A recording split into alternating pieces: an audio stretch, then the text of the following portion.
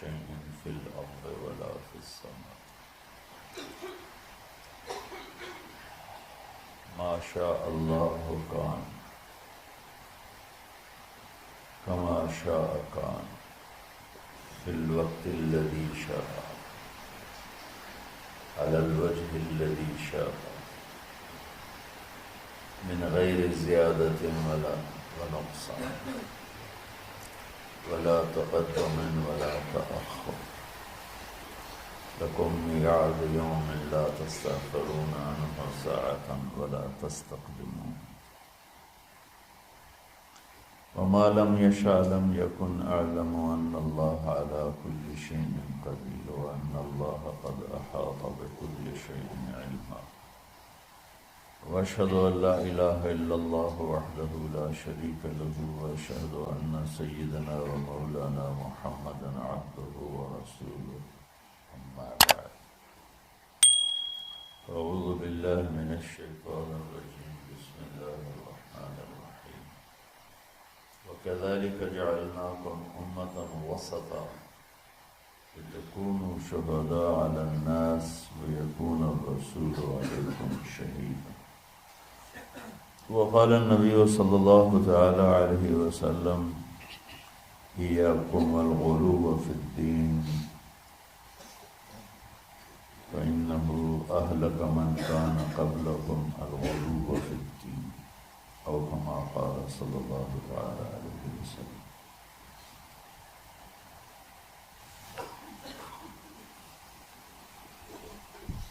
میں نے ابھی ایک آیت پڑھی آپ کے سامنے کہ اللہ تعالیٰ فرماتے ہیں کہ ہم نے تمہیں امت معتدل بنایا وسطا. ایک ترجمہ اس کا امام طبری نے کیا ہے جو ہمارے تبلیغ والوں کے لیے بڑا، بلکہ پوری امت کے لیے، صرف تبلیغ والوں کے لیے کیوں، پوری امت کے لیے وہ ایک پیغام ہے کہ انہوں نے ایک ترجمہ یہ کیا ہے کہ ہم نے تمہیں امت واسطہ بنایا. دو چیزوں کو ملانے کے لیے درمیان میں جو چیز ہوتی ہے اس کو واسطہ کہتے ہیں. جیسے یہ مائک میرے اور آپ کے درمیان، یہ جو بھی آگے سن رہے ہیں واسطہ ہے. یہ دو چیزوں کو ملا رہا ہے، مجھے اور آپ کو ملا رہا ہے آواز کو بلند کر کے. تو امام طبری نے اس کا ترجمہ، ایک ترجمہ یہ کیا ہے، یہ بھی کیا ہے امت معتدل بنایا ہے. یہ تو تمام مفسرین نے اس کا یہ ترجمہ کیا. امام طبری نے ایک ترجمہ یہ کیا ہے کہ ہم نے تمہیں امت واسطہ بنایا ہے.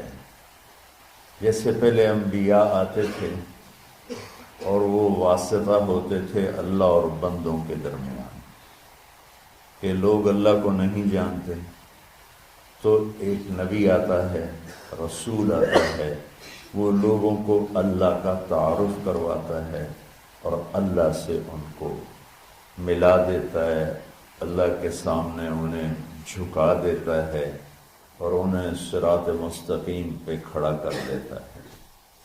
اب ہمارے نبی پاک صلی اللہ علیہ وسلم کے بعد کوئی نبی نہیں آئے گا، تو لہٰذا اے امت محمد اب تم واسطہ ہو. ہمارے ذمے ہے جو تبلیغ والے کر رہے ہیں، ہمارے ذمے ہے کہ ہم اب اللہ کے پیغام کو لوگوں تک پہنچائیں اور ہم واسطہ بنیں بندوں اور بندوں کے رب کے درمیان. یہ بہت خوبصورت ترجمہ ہے. جتنی تفسیریں میں نے دیکھی اس میں مجھے سوائے طبری کے اور کہیں نہیں ملا، اور آپ کے شاید علم میں ہوگا کہ طبری پہلی تفسیر ہے جو امت میں لکھی گئی، ابن جریر طبری رحمۃ اللہ علیہ. تو اللہ تعالیٰ نے ہمیں امت واسطہ بنایا ہے. کوئی تبلیغ میں نہیں جا رہا یا جا رہا ہے، امت ہیں تو ہم امت واسطہ ہیں. نماز سب پہ فرض ہے، بہت تھوڑے سے لوگ پڑھتے ہیں، تو جو نہیں پڑھتے ان کی معافی تو کوئی نہیں۔ زکوٰۃ بہت تھوڑے لوگ دیتے ہیں، جو نہیں دیتے ان کو معاف تو نہیں ہے۔ تو ایسے ہی میرے عزیزو، اللہ کا پیغام پہنچانا، اللہ سے لوگوں کو ملانے کی کوشش کرنا، یہ ساری امت کے ذمے ہے۔ بہت تھوڑے سے لوگ کر رہے ہیں، بے شمار امت ہے جو بھول چکی ہے، اور بھولنا بھی بھول چکے ہیں۔ مدت ہوئی صیاد نے چھوڑا بھی تو کیا، تاب پرواز نہیں راہ چمن یاد نہیں۔ مجھے یہ شعر بڑا فٹ آتا ہے کہ شکاری چھوٹے سے پرندے کو گھونسلے سے اٹھا کے لے آتا ہے، اور اگر اپنے پنجرے میں ڈال دیتا ہے، جب اس پرندے کی شعور کی آنکھ بیدار ہوتی ہے تو اپنے آپ کو ایک پنجرے میں دیکھتا ہے، اور ایک کوٹھالی میں اس کے لیے دانہ پڑا ہوتا ہے، ایک میں پانی ہوتا ہے۔ بس وہ وہاں سے دانہ اٹھاتا ہے، وہاں سے پانی کے چند قطرے لیتا ہے، اور وہیں پھڑ پھڑا کے بیٹھ جاتا ہے۔ اور جب اس کی آنکھ ہی وہیں کھلی تو اس کی ذہنیت اور اس کا جو مائنڈ سیٹ تھا وہ فکس ہو گیا کہ بس یہی میرا جہان ہے، یہی میری دنیا ہے۔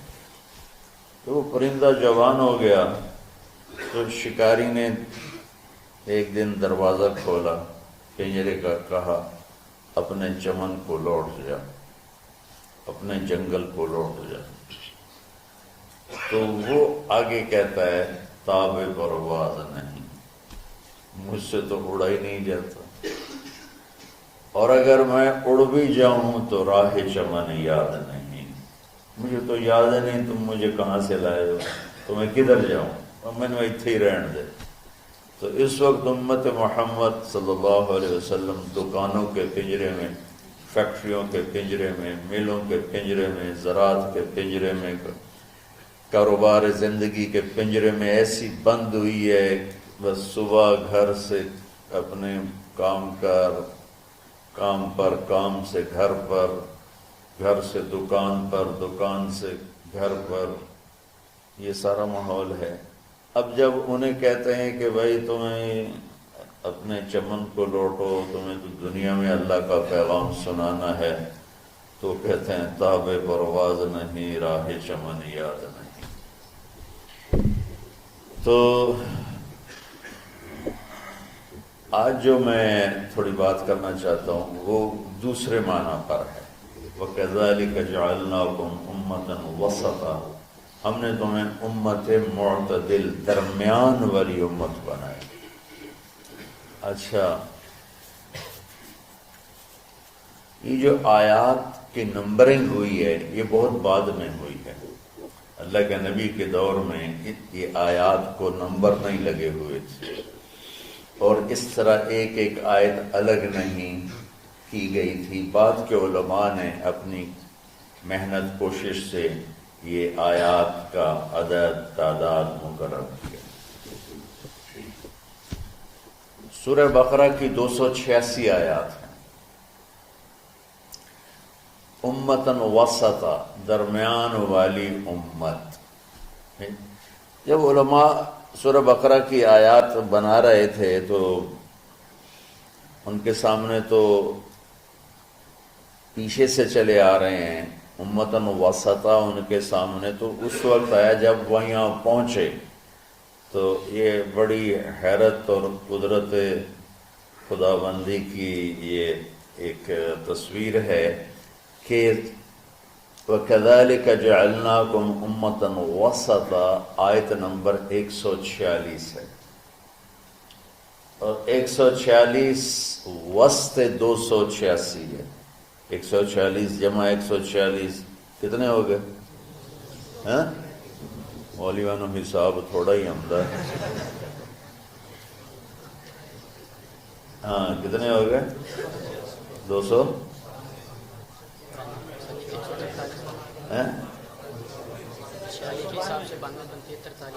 نہیں، پھر یہ آیت نمبر 143 ہے۔ اب میرا ذہن ہی سویا ہوا ہے، میں کیا آگے. یہ آیت نمبر 143 ہے، 146 نہیں 143 ہے. تو بالکل درمیان میں لفظ کے لحاظ سے، اور ادھر آیت کی تقسیم ہو رہی ہے، تو کرتے کرتے کرتے جب اس آیت پر پہنچے تو جو 143 بن رہی تھی، اور آیات 286 میں، تو اس کا وسط بنتا ہے. اور امتن وسطا، درمیان والی امت کے پیچھے مفہوم کیا ہے؟ یہودی بہت زیادہ حرص و ہوس کا شکار ہوئے دنیا کے لیے. عیسائی رہبانیت میں ایسے ترک دنیا رہبانیت ابتدعوها ما كتبنا علیہم. اللہ تعالیٰ نے کہا جو خود ہی شروع کیا، میں نے تو کہا نہیں تھا. تو تھوڑا پیچھے چلے جائیں تو عیسائیوں میں نہانا بھی گناہ تھا، میلا کچیلا رہنا بزرگی تھی. بو آ رہی ہو، کپڑے گندے میلے، زبردستی اپنے اوپر اس قسم کے مجاہدے ڈالنا. تو ان کا رہبانیت ابتدعوها ما كتبنا علیہم. میں دوسری آپ پہ شروع کی تھی، میں تو نہیں تو واقعہ. جب اسپین پہ قبضہ ہوا عیسائیوں کا، تو سب سے پہلے جو انہوں نے کام کیا، سارے ملک میں جتنے تھے حمام غسل خانے وہ سارے گرا دیے.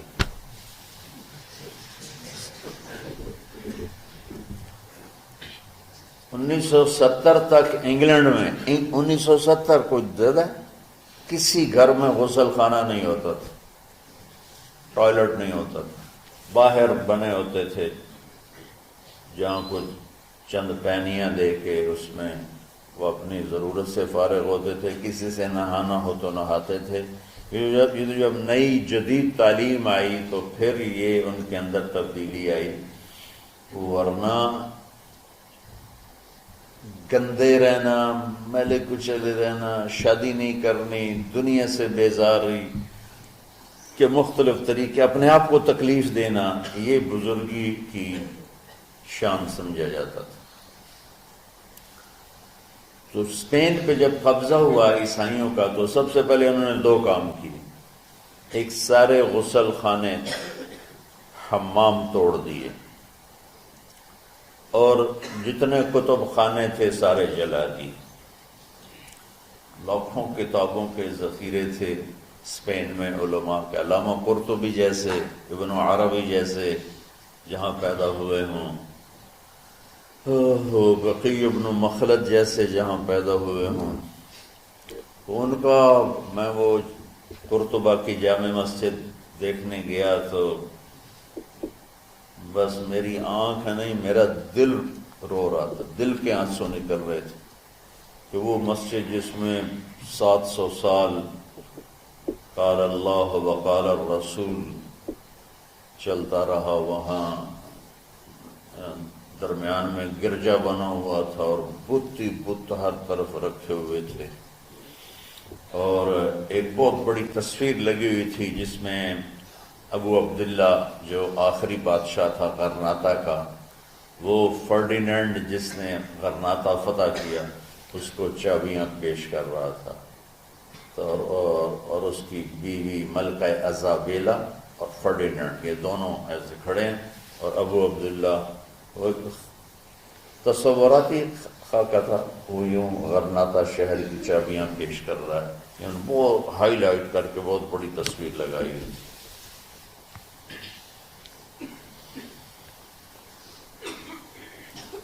تو ایک دنیا کی ہوس میں بہت آگے چلے گئے، ایک دنیا بیزاری میں بہت آگے چلے گئے. تو اللہ نے دونوں کو ایسے رد کر کے فرمایا وَكَذَلِكَ جَعَلْنَاكُمْ أُمَّةً وَسَطًا، ہم نے تمہیں معتدل امت بنایا ہے. نہ تو دنیا میں ایسے لگو کہ دین برباد ہو جائے، نہ دین میں ایسے لگو کہ دنیا معطل ہو جائے۔ سبحان اللہ۔ یعنی آپ کو ایک حدیث سنا تھا، من طلب الدنیا حلالا، جس نے دنیا کمائی حلال، کاروبار کیا، نوکری کی، تجارت کی، زراعت کی، کوئی بھی ریڑھی لگائی، چھابا لگایا، سائیکل پہ منیاری بیچی، جو بھی کیا، من طلب الدنیا حلالا، جس نے دنیا کو طلب کیا حلال راستے سے، سعین علی اہلہ، اب بھائی کیوں کماتے ہو؟ کہ جی بچوں کو کھلانا ہوتا ہے اس لیے۔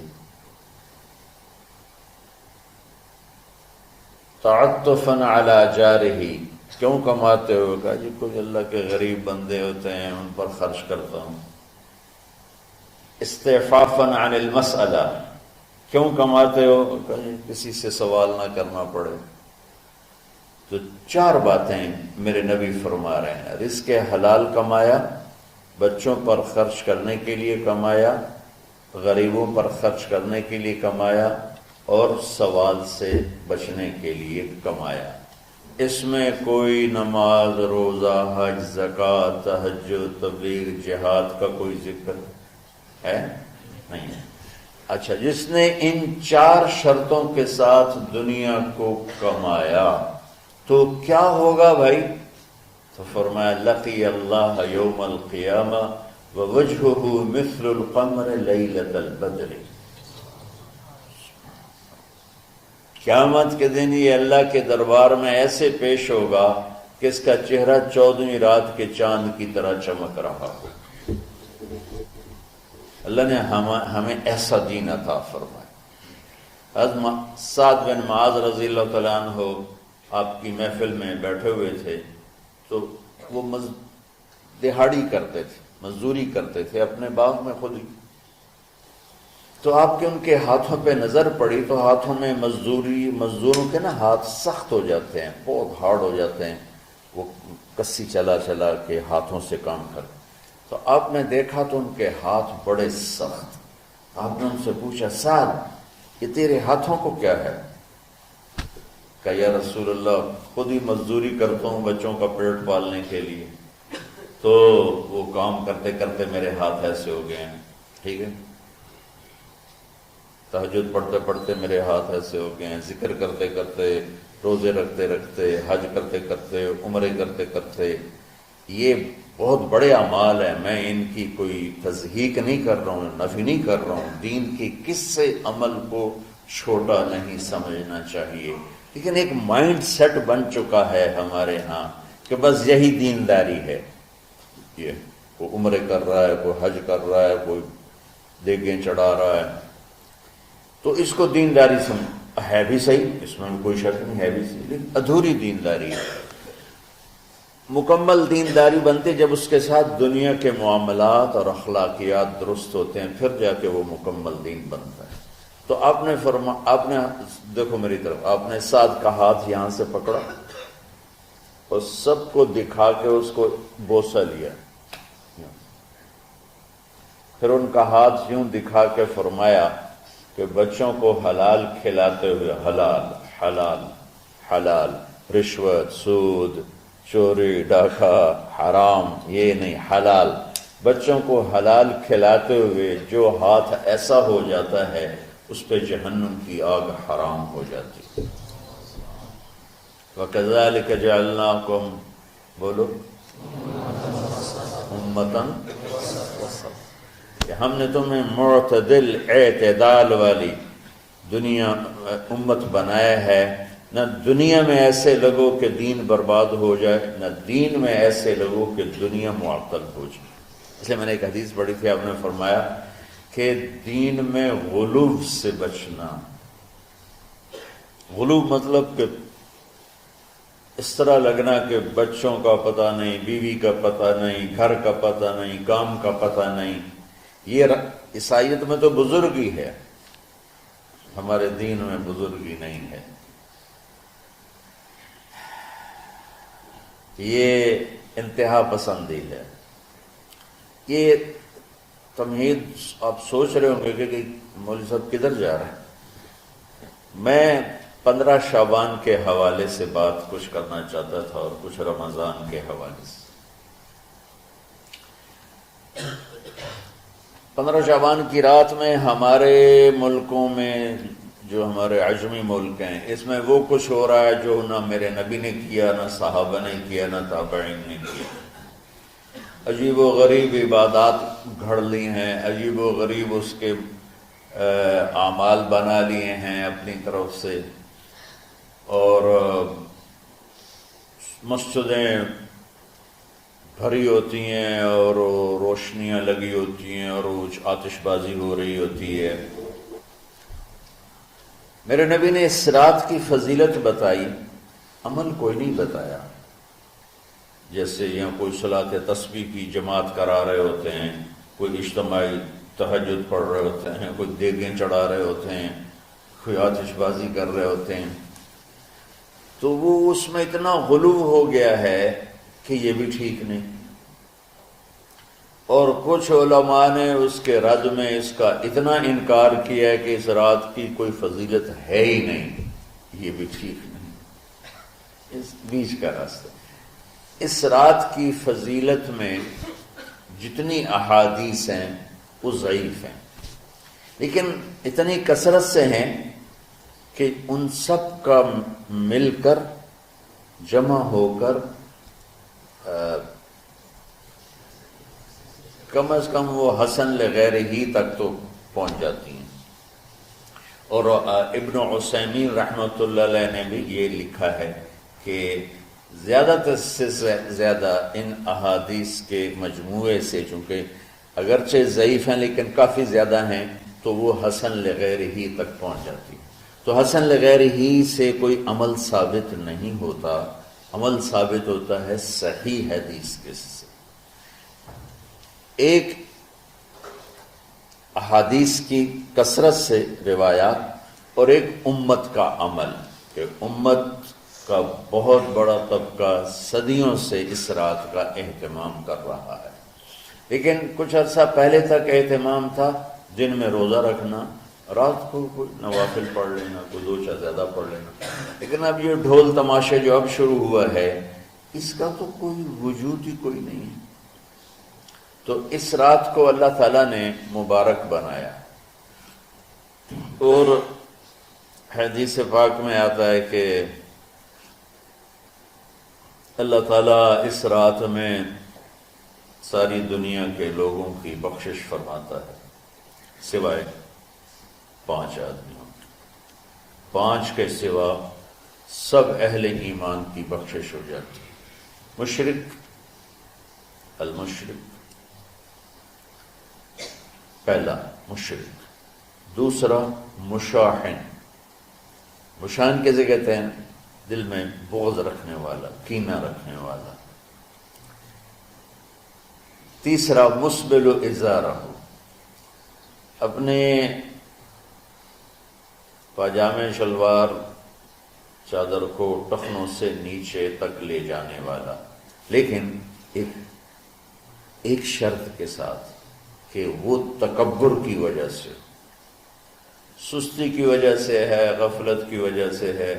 چونکہ جب آپ نے ایک مرتبہ اس کے بارے میں بات کی تو حضرت ابوبکر صدیق نے کہا یا رسول اللہ، میری چادر، عرب چادر باندھتے تھے جیسے ہمارے پنجاب کا لباس چادر تھا، اب وہ کم ہو گیا. ہماری تو بزرگ عورتیں بھی اور مرد بھی سب چادر باندھتے تھے، شلوار تو کسی کو پتہ ہی نہیں ہوتا تھا ہمارے بچپن میں. یہ تو پھر آہستہ آہستہ جب تعلیم آئی تو شلوار دیہاتوں میں بھی اور شہروں میں عام ہو گئی. تو اگر وہ اس لیے لٹکا رہا ہے کہ طبیعت میں تکبر ہے، پھر اس وعید کا وہ حقدار ہے. اگر ویسے اس کی نیچے جا رہی ہے تو میرا مالک ایسا، وہ تو ہے ہی رحیم و کریم، ہے ہی رحیم و کریم، ہے ہی رحیم و کریم. صرف شلوار نیچے لٹکانے سے وہ اتنی شدید سزا دے. اگر اس کے پیچھے تکبر ہے پھر ہے. یہ تکبر نہیں ہے تو انشاءاللہ وہ اس سے محفوظ ہو. تو اپنی چادر کو لٹکانے والا، لیکن بشرط تکبر۔ کتنے ہو گئے؟ عاق لوالدیہ، ماں باپ کا نافرمان۔ نافرمان ایسا کہ دکھ دینے والا۔ چھوٹی موٹی اونچ نیچ تو ہر بچے سے ہو جاتی، نہیں، جن نے والدین کو ٹکڑے ٹکڑے کر دیا تھا اور ان کو دکھ دے دے دے دے کے ان کا سینہ چیر دیا ہو، چونکہ آپ کہتے ہیں پرزے پرزے کرنا کسی چیز کی، تو اپنے دکھ دے کر اپنی بدتمیزی کے ساتھ اس نے ماں باپ کا دل زخمی کر دیا ہو، ایک یہ نہیں معاف ہوتا۔ پانچواں، مدمن خمر، مسلسل شراب پینے والا، مستقل جو شراب کا عادی ہو، ان پانچ کو مؤخر کر دیا جاتا ہے۔ معافی نہیں ہونے کا مطلب یہ نہیں کہ اللہ تعالیٰ کبھی معاف نہیں کرے گا، معافی نہ ہونے کا مطلب یہ ہے کہ یہ پانچ ایسے گناہ ہیں کہ اس کی وجہ سے بخشش رک جاتی ہے۔ اگر وہ شرک سے نکل آئے، وہ کینہ سے نکل آئے، وہ تکبر سے نکل آئے، وہ والدین کی نافرمانی سے نکل آئے، شراب چھوڑ دے، تو ان کی بھی بخشش ہو جائے۔ جب کوئی توبہ کرے گا فوراً بخشش ہو جائے گی۔ نہ 15 شعبان کی ضرورت ہے، نہ لیلۃ القدر کی ضرورت ہے، نہ بیت اللہ جانے کے ساتھ توبہ کی شرط ہے۔ جہاں بھی وہ بیٹھ کے توبہ کرے گا، جس لمحے میں کرے گا، اسی وقت اس کی توبہ قبول ہوگی اور اللہ اس کے پچھلے سارے گناہوں کو معاف فرما دے گا۔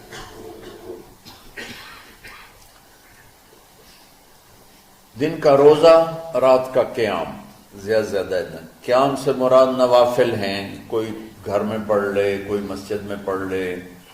نوافل، نفلی عبادات گھر میں ہی افضل ہوتی ہیں۔ میرے نبی سنتیں ہمیشہ گھر سے پڑھ کے آتے تھے، تہجد اپنے گھر میں پڑھتے تھے، مسجد میں نہیں پڑھتے تھے، سوائے اعتکاف کے آپ اپنے نوافل سنتیں سب گھر میں پڑھتے تھے اور مسجد میں صرف فرض آ کے ادا فرماتے تھے، اور اس کے بعد بیٹھنا ہوتا تھا تو بیٹھ جاتے تھے، اٹھنا ہوتا تھا تو اٹھ جاتے تھے۔ تو اعتدال اللہ کو ہر چیز میں پسند ہے۔ دنیا جو مختصر ہے اس میں کیسے پسند نہیں ہوگا؟ آخرت جیسے معاملے میں بھی اللہ ہم سے کہہ رہا ہے اعتدال، امتن وسطا۔ ایسے عیسائیوں کی طرح ترک دنیا بھی نہ کرو، یہودیوں کی طرح دنیا کے پیچھے نہ پڑ جاؤ، رزق حلال بھی کماؤ، اپنے بچوں کو بھی دیکھو، اپنے فرائض کو بھی دیکھو جو دنیاوی ہیں، اور اللہ سے بھی اپنا معاملہ ٹھیک کرو اور درست کرو۔ بعد کے زمانے میں صحابہ کے بعد سے ہی ایک انتہا پسندی امت میں آئی، ساری ساری رات جاگنا۔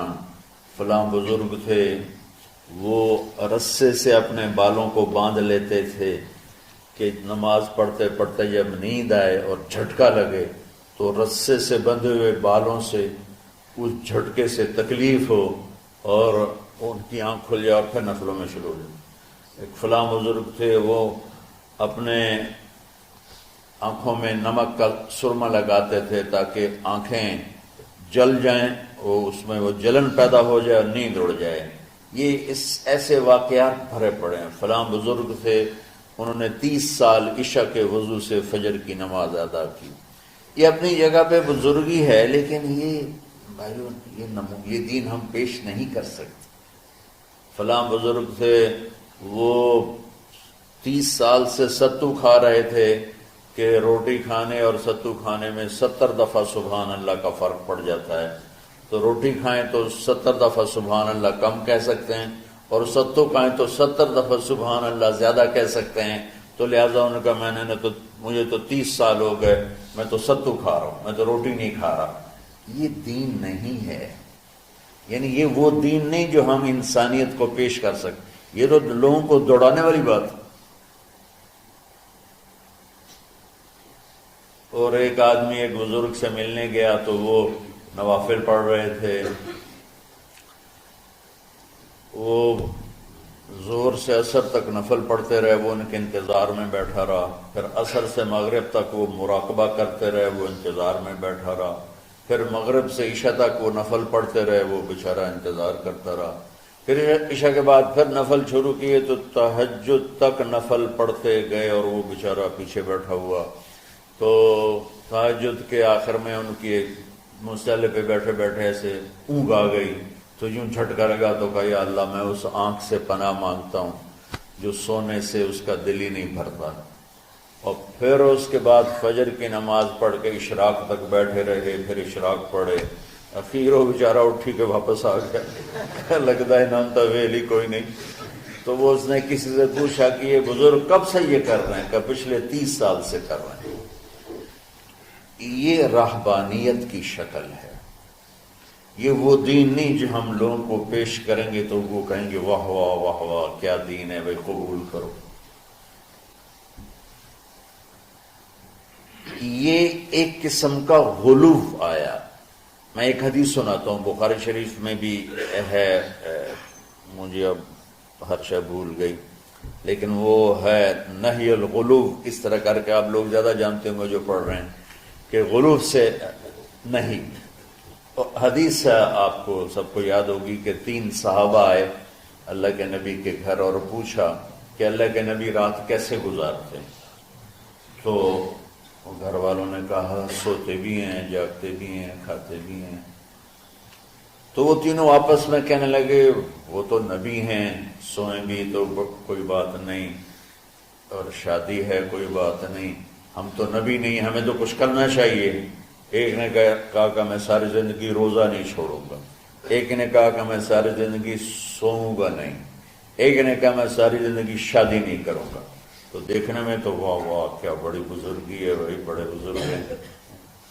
ہمارے نبی کو پتہ چلا، آپ نے تینوں کو بلا لی، کہ تم مجھ سے زیادہ اللہ سے ڈرنے والے ہو، میں تم سے انا اتقاکم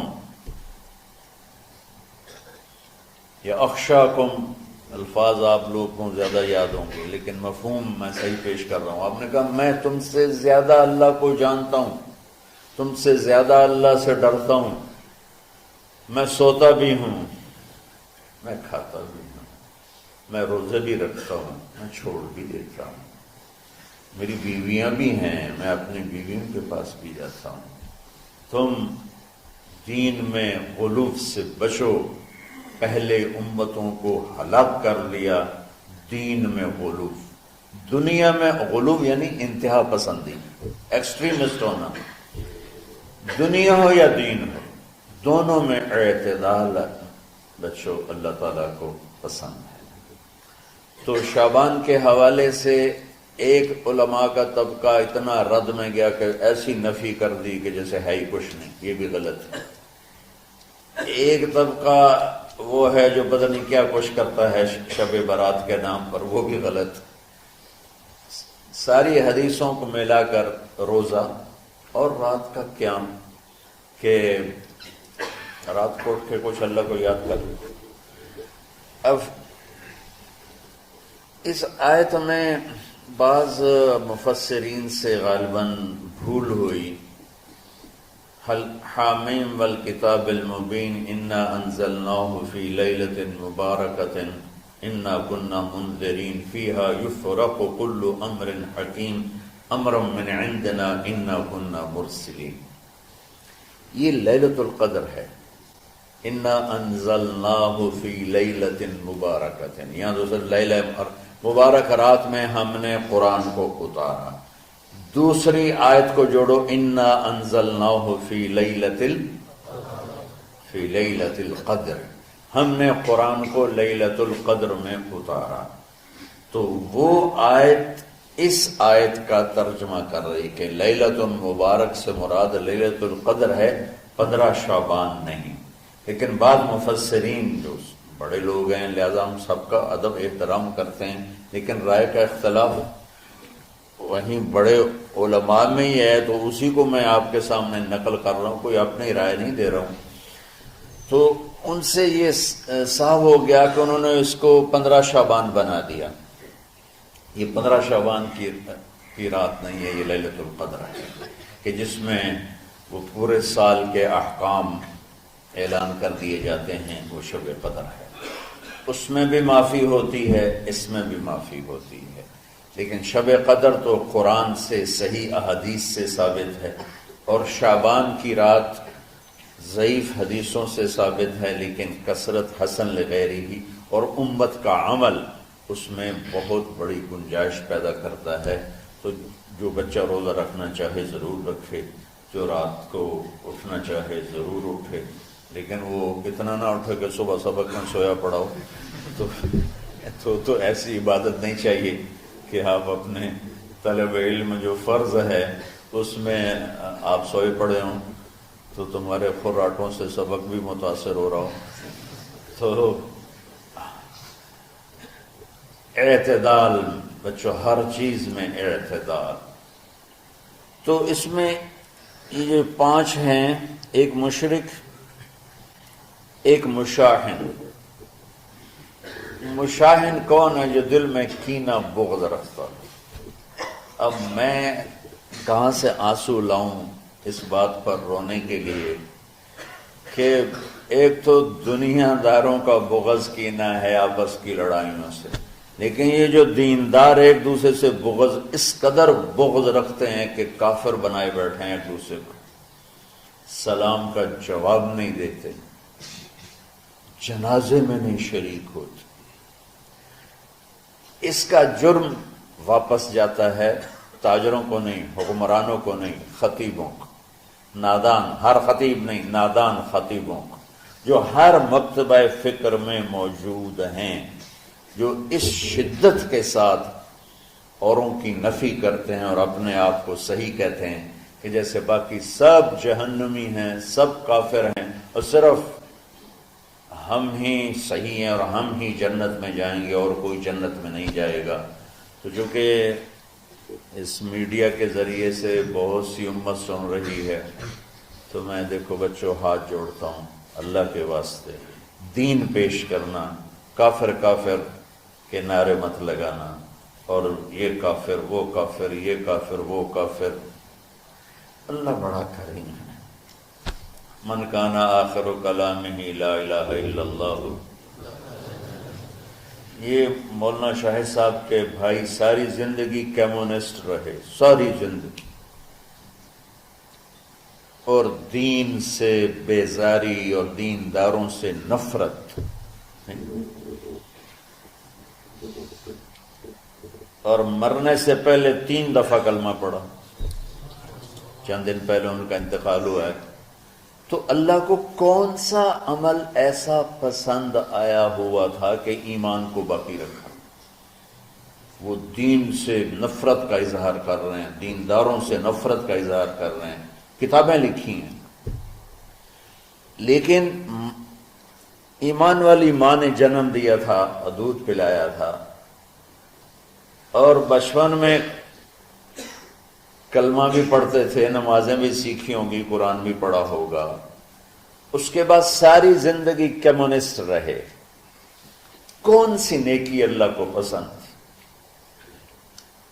کہ مرتے ہوئے 3 دفعہ لا الہ الا اللہ پڑھو؟ ابو زرع رحمۃ اللہ علیہ بڑے محدثین میں سے ہیں، فرماتے تھے مجھے 1,00,000 حدیث اس طرح یاد ہے جیسے تمہیں سورہ فاتحہ یاد۔ وہ انتقال کر رہے تھے، بے ہوش تھے، تو ان کے پاس ان کے شاگرد اور محدثین بیٹھے تھے کہ استاد جی کو کلمہ کیسے پڑھائیں، تو ہوش ہی کوئی نہیں، اور بے ہوشی میں کیا ہوش میں بھی ہو کوئی تو اس کو یوں سیدھا نہیں کہتے کلمہ پڑھو، بلکہ اس کے پاس بیٹھ کے لا الہ الا اللہ لا الہ الا اللہ پڑھتے ہیں کہ کہیں وہ کہنے سے انکار نہ کر دے۔ تو کلمہ پڑھے بغیر بھی ایمان پہ موت آتی ہے۔ ہمارے ایک بڑے قریبی سے میرے والد کے بڑے دوست، ان کا اچانک انتقال ہو گیا، تو میں نے ان کو خواب میں دیکھا، تو میں خواب میں ان سے کہہ رہا ہوں، وہ مجھے اپنا کہا دیکھو بیٹا یہ میرا گھر ہے جنت میں۔ تو میں نے ان سے کہا چاچا تو کلمہ تو پڑھیا کوئی نہ آئی، میں خواب میں کہہ رہا ہوں کہ چاچا تو سے کلمہ تو پڑھیا کوئی نہیں، کہ پتر کلمہ پڑھنا ضروری نہیں ہوتا، ایمان ضروری ہوتا ہے، ایمان ضروری ہوتا ہے۔ ہاں اس کا اظہار ہو جائے تو پھر وہ مہر لگ گئی، من کان آخر کلامہ لا الہ الا اللہ دخل الجنہ، جس کا آخری کلام لا الہ الا اللہ ہوگا وہ جنت میں داخل ہوگا۔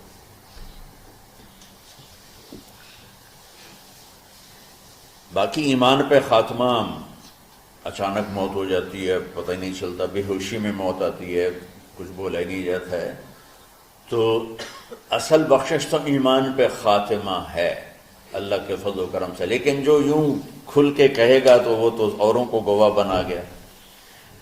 تو ان کے ایک شاگرد منذر بن شازان وہ کہنے لگے حدثنی ضحاک بن مخلد عن ابی عاصم عن عبد الحمید بن جعفر عن صالح بن ابی غریب۔ یہ سند پڑھ کے چپ ہو گئے، آگے نہیں چلے۔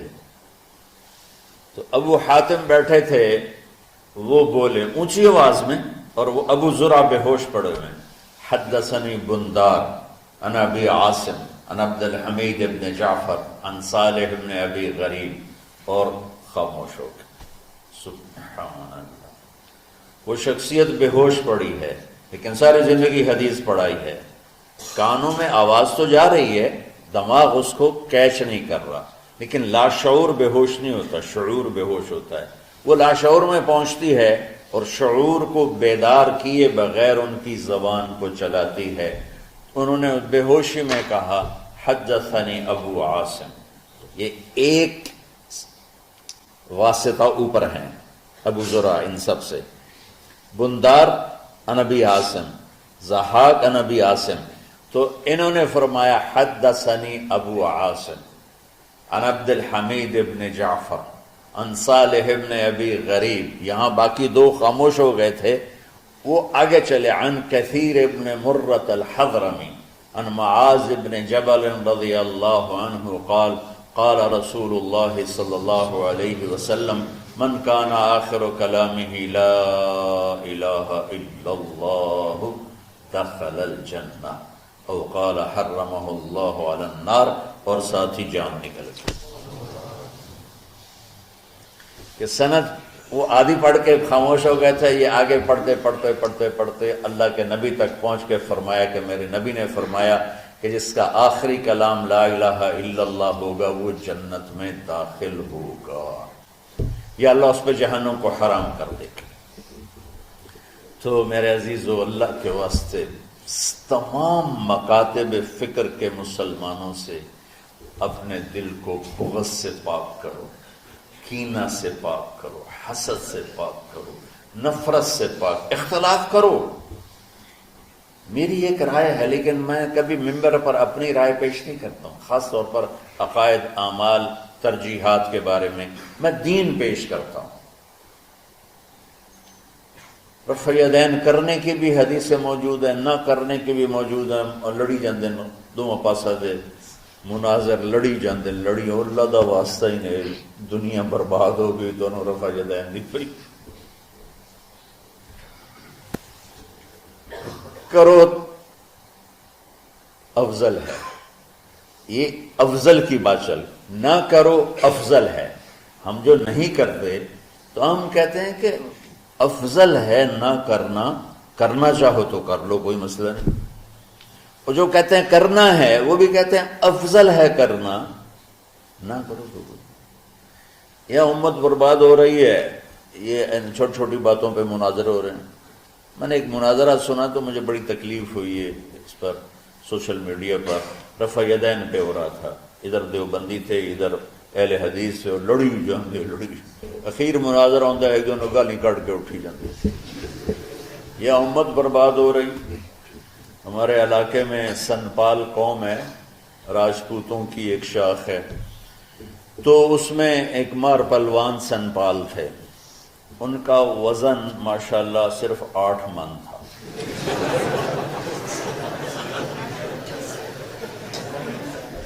تو وہ دو نوکر ہمیشہ ان پر، وہ بہت بڑے ذمہ دار تھے، 20-25 مربع کے مالک تھے. میرے والد صاحب کے وہ جماعتی تھے، بچپن میں اسکول میں ہم جماعت تھے. تو ان کو 2 نوکر اٹھاتے تھے، 2 ہی بٹھاتے تھے، 2 ہی چلاتے تھے. اس کے بغیر وہ ہلتے ہی نہیں تھے. ہمارے بچپن میں ریچھ کتے کے مقابلے ہوتے تھے. یہ بہت بڑا یہ شغل ہوتا تھا، ریچھ اور کتوں کی لڑائی. شکر ہے اب اس ظالمانہ کھیل پر گورنمنٹ نے پابندی لگائی، تو جس نے بھی لگائی بہت اچھا کیا. تو دیکھو مجھے کیا یاد آ کتنی پرانی بات. اور مجھے ایک وہ ریچھ والا یاد آ گیا، ودھو دا ریچھ، ودھو والا ریچھ.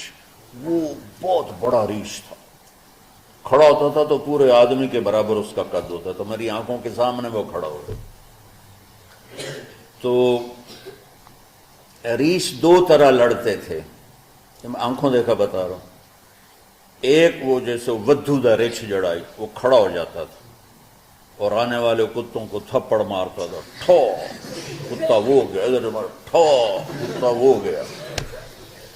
اور کچھ ریچھ تھے جو بھاگتے ہوئے لڑتے، جو ذرا چھوٹے قد کے تھے، ذرا کمزور ہوتے، وہ کھڑے ہو کر نہیں لڑتے تھے، وہ بھاگتے تھے، بھاگتے بھاگتے تھپڑ مارا، بھاگتے بھاگتے کتا جو چک مارتا تھا تو وہ اس کو چھڑاتے تھے.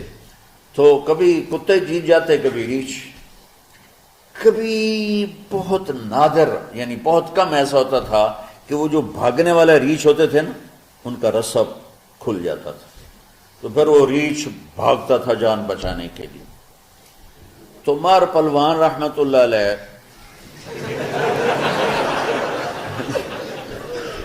اس میں ہنسنے کی کیا بات، تم نے رحمت اللہ علیہ صرف بزرگوں کے لیے سمجھ لیا.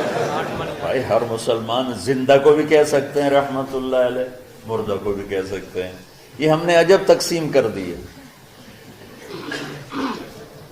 بزرگوں کے لیے رحمت اللہ علیہ اور عام مسلمانوں کے لیے مرحوم.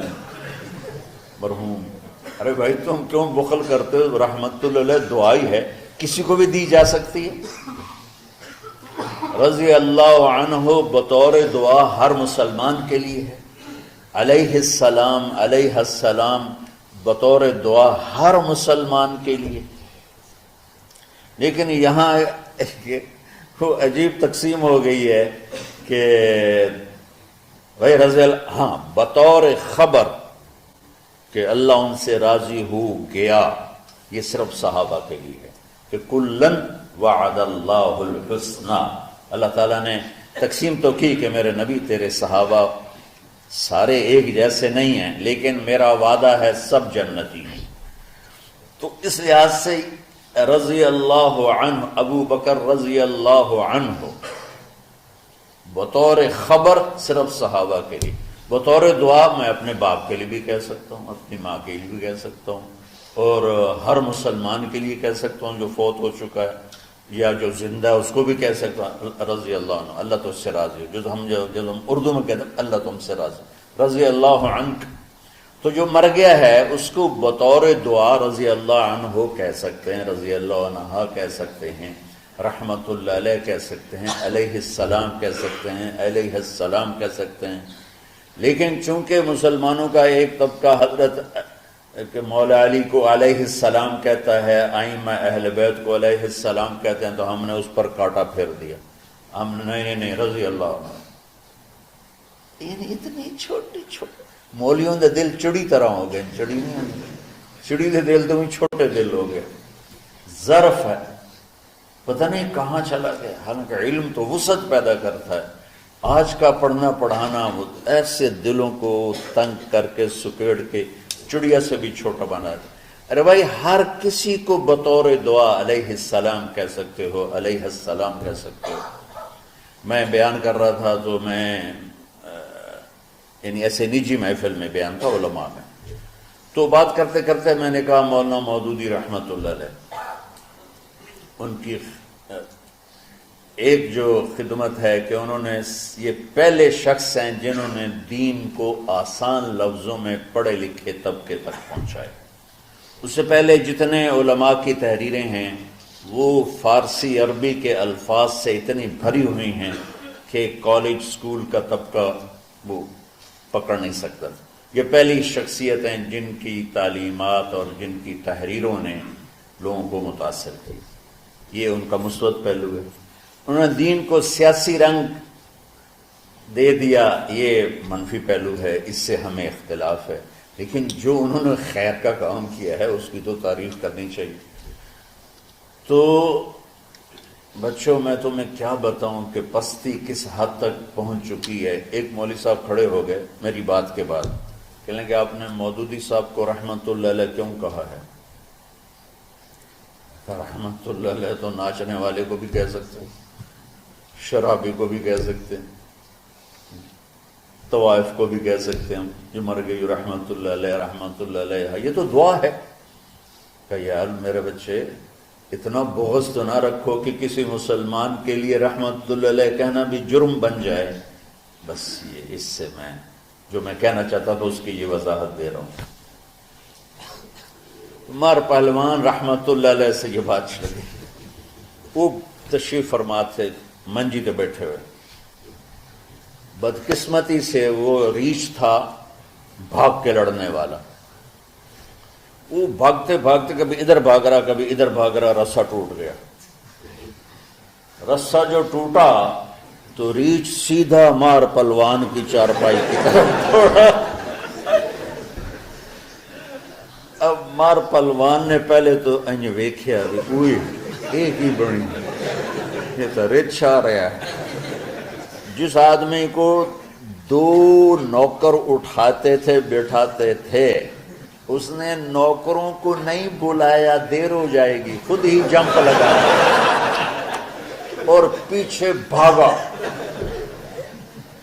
آگے سادات کا گھر تھا تو بالکل قریبی، تو گھر میں بڑھ گیا اندر، تو اندر عورتوں نے کہا مار صاحب سیداں دا گھر ہے، سیداں دا گھر ہے، پردے والا گھر ہے، کہ مگر وہ رچ سر لیندا تو انہوں پردے بھی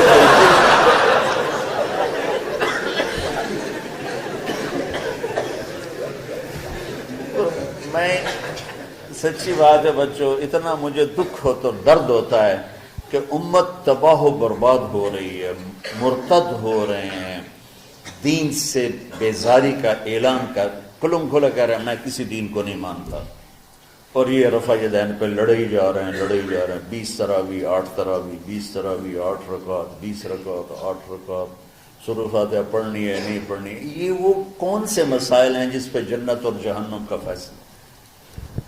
بغض جہنم میں لے جائے گا، چاہے دینی بغض ہو چاہے دنیاوی بغض ہو، جہنم میں لے جائے گا۔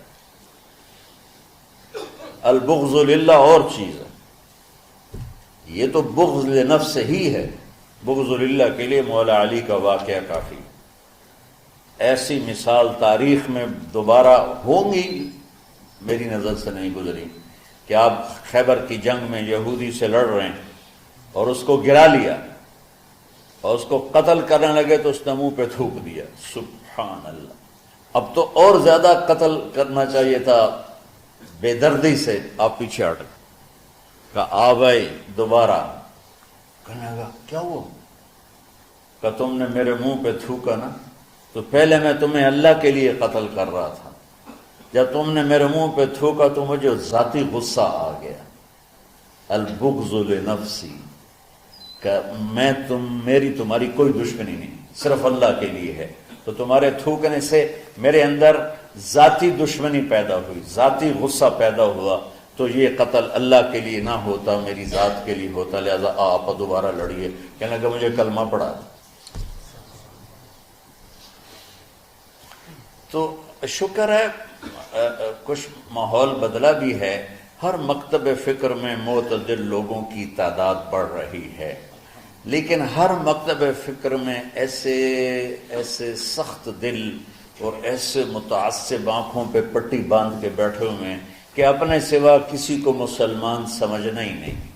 اچھا دیکھو تم میری اولاد ہو، اللہ کا واسطہ دیتا ہوں، اگر تمہارا میرا کوئی تعلق ہے، پتہ نہیں تمہارا مقدر تمہیں کہاں کہاں لے جائے، کس ممبر پہ بیٹھو، کس مسند پہ بیٹھو، کس درس کی مجلس میں بیٹھو، لوگوں کو دین پڑھانا، بچوں کو، اگلی نسل کو دین پڑھانا، اگلی نسل میں نفرت کے بیج نہ بونا، بغض کے بیج نہ بونا۔ میرا رب بڑا کریم مہربان ہے۔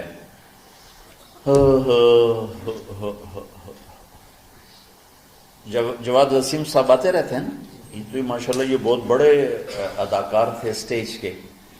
تو اسٹیج کی دنیا بڑی غافل دنیا ہے، ہر گناہ وہاں ہوتا ہے، ہر عیب وہاں ہوتا ہے۔